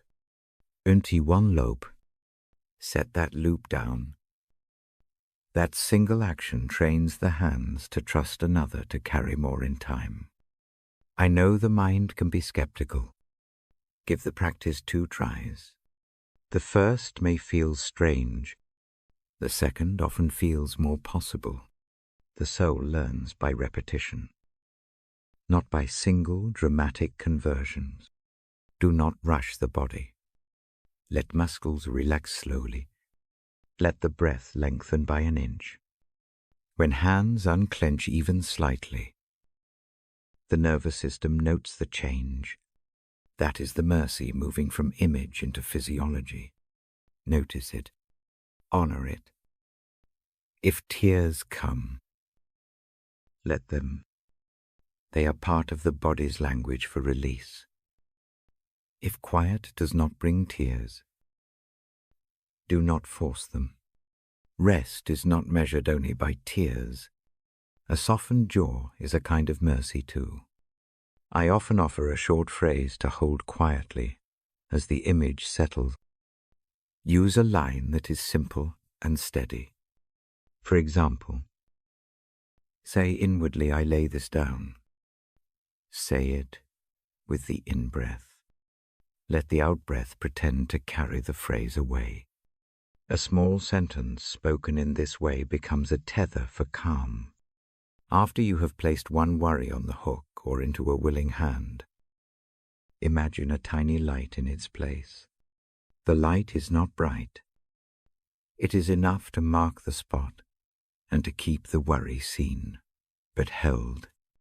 The presence that holds is not a distant abstraction. It is an attentive guard. If a practice like this has been tried and found useless before, adapted tonight, maybe the image is too childish or too tender, try a mechanical picture. Slide the worry into a safe box and lock the lid. Imagine a label held for the night. The words need no ceremony. The lock symbolizes a boundary between the mind and the thing it cannot carry now. Boundaries are important. Releasing a worry does not necessarily fix the problem. It simply removes the burden from the shoulders for a time. That time may be enough to think again tomorrow with clearer eyes. The night's rest becomes a practical tool, not a magical cure. If guilt tugs at the mind when placing a burden elsewhere, speak kindly to that tug. Tell it, tonight I rest. The rinse of the breath helps soften the self-reproach. The practice is patient. It allows imperfection while offering space for grace. Let the hands of sleep come when they will. If they do not arrive immediately, keep the picture of the willing hand near. Hold it like a small card in the mind. Open it when thoughts crowd. Let the card say, this is being held. Return your attention to the breath. There will be mornings when the hook is still full. That is expected. Use the next day to decide what action is needed. Maybe the held worry requires a phone call, a small plan, or a conversation. Being honest with what cannot be solved tonight is itself an act of wisdom. For now, accept the rest. Let the act of handing over be enough work for the evening. Allow the body's weight to shift toward the mattress. Let the eyes close with gentle purpose. Sleep, when it comes, will find you with a slightly lighter load. Before I end, place a hand on the place you most often feel, the breath. Breathe in slowly. Hold for a soft count. Breathe out and notice the small space that opens. Whisper inwardly one more gentle line. I do not command. I invite to be held. I close with a short, quiet wish. May the worry you have set down rest where you placed it. May the care that holds it be steady through the night. May the breath find a slower pace. May morning bring a small clarity and a continued help for the steps that follow. The book rests closed for a moment. The lamp narrows its circle. Stay as long as the night keeps you. If sleep comes, rest well. If it waits, keep the image of the willing hand and the hook both near the mind. I will return in the next part to lean into mercy in action. For now, sleep if you can. Be held. I lower the lamp until its circle is thin and warm. The Bible rests where my hands last touched it. The room breathes slow with us. I sit very still and let the quiet gather. I have read for hours. I have kept a steady pace. I have chosen small sentences and plain images. My aim has been mercy and rest. My aim has been to make space for sleep. We have walked through roots and wings, through harbour lights and small gardens. We have practiced gentle acts. We have learned to hand one burden at a time to a willing hand. We have remembered that help often looks like a neighbour with a trowel, a friend with a note, a hand on a shoulder. These things are not gone, because the lamp lowers. They remain true as you move toward the night. Now I prepare to close. I speak slowly. Each sentence is a small step. I am the reader at your bedside. I offer a last steady voice before the dark gathers fully. Place your hand on the chest if you like. Feel the breath there. Notice the warmth. Keep that awareness for a moment. This small touch is a sign that the body can be a friend tonight. It does not demand work. It asks only for notice. Breathe with me. In slowly. Hold for a gentle count. Out slowly. Let each out-breath carry a little loosened weight. Do not force anything. Let the rhythm be mild and true. I offer a blessing now. I do not compose a long sermon. I speak a short, steady wish. My words are plain and earnest. May a gentle peace move into the room. May it settle like a soft shawl over the shoulders. May it not hurry you toward answers. May it give you ease enough for rest. May the one who watches the hills and counts the stars keep watch over you tonight. May that watch be quiet and tender. May it be present in ways you feel as warmth and as small courage. I pray for the mind. May racing thoughts slow. May worry find a place to rest. May anxious habits release their hold, little by little. I do not promise a racing of trouble. I ask for company in it. I ask for enough calm to take one deep breath at a time. I pray for the body. May muscles unclench. May the jaw soften. May tired limbs sink into a sleep that repairs their tiredness.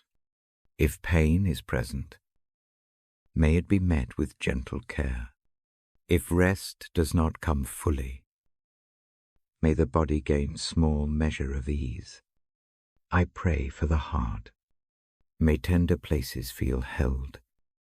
May regret find room for mercy. May grief find a companion who bears the heavy part.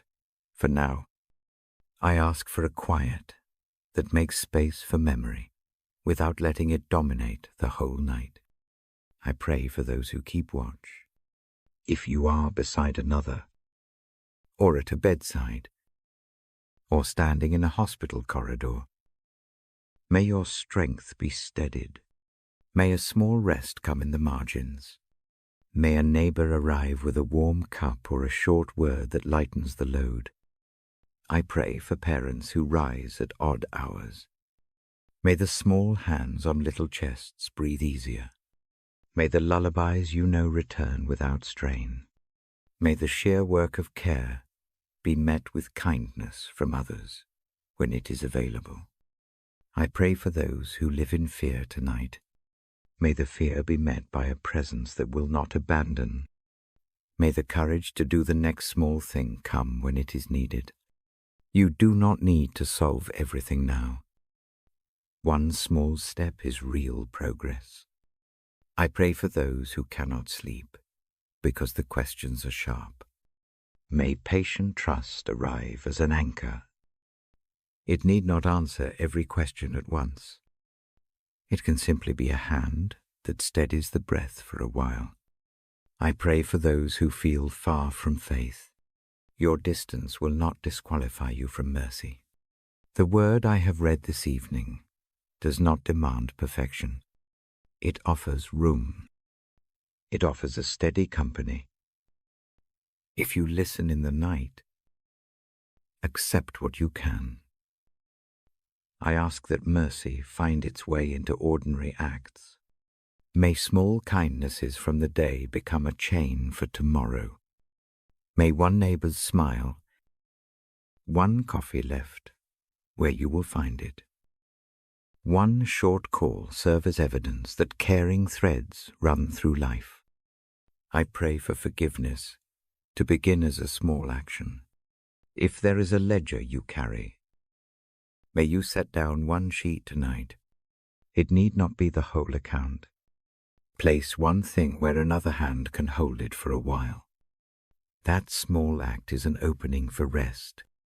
I ask for grace to meet weakness, where strength is low. May help come where hands tremble. May a steady hand touch them. May the knowledge of not having to be whole tonight itself be restful. I pray for the morning. May it come with simple mercies. May the dawn bring small surprises of kindness. May you wake enough for one simple act that invites more life into the day.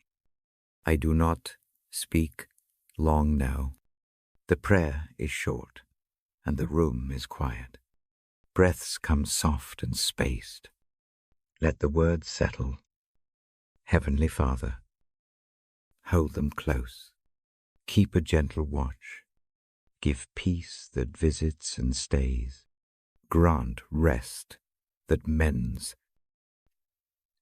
Send small mercies that multiply. Keep them in your loving care this night. In Christ's quiet mercy. Amen. I watch the lamp for a moment. The flame is steady.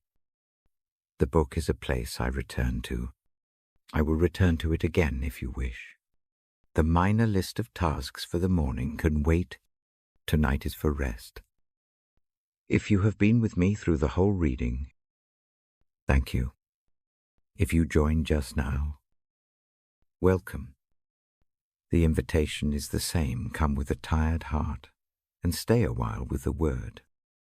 There is no membership test. There is only the small act of listening. If you sleep here, let these final lines be the last in your ear. If wakefulness remains, let them be a companion to your quiet hours. Either way, I leave a small counsel, accept one small kindness tomorrow. Make it simple. Let it be a beginning. I will say good night now, in a slow and plain voice.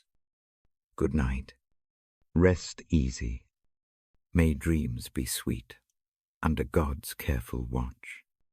May sleep meet you like a friend who keeps vigil and tends the light. When morning comes, may you find one small mercy waiting. May it be enough to start the day slowly. Until then, be held, be safe, be loved. I close the Bible softly. The lamp circle narrows to a thin margin. I lift my hand in a small, unspoken benediction. The act is simple. It is a gesture that says you are not alone. I will come again in another hour, or another night, if you wish. For now, sleep in the presence of quiet grace. Good night.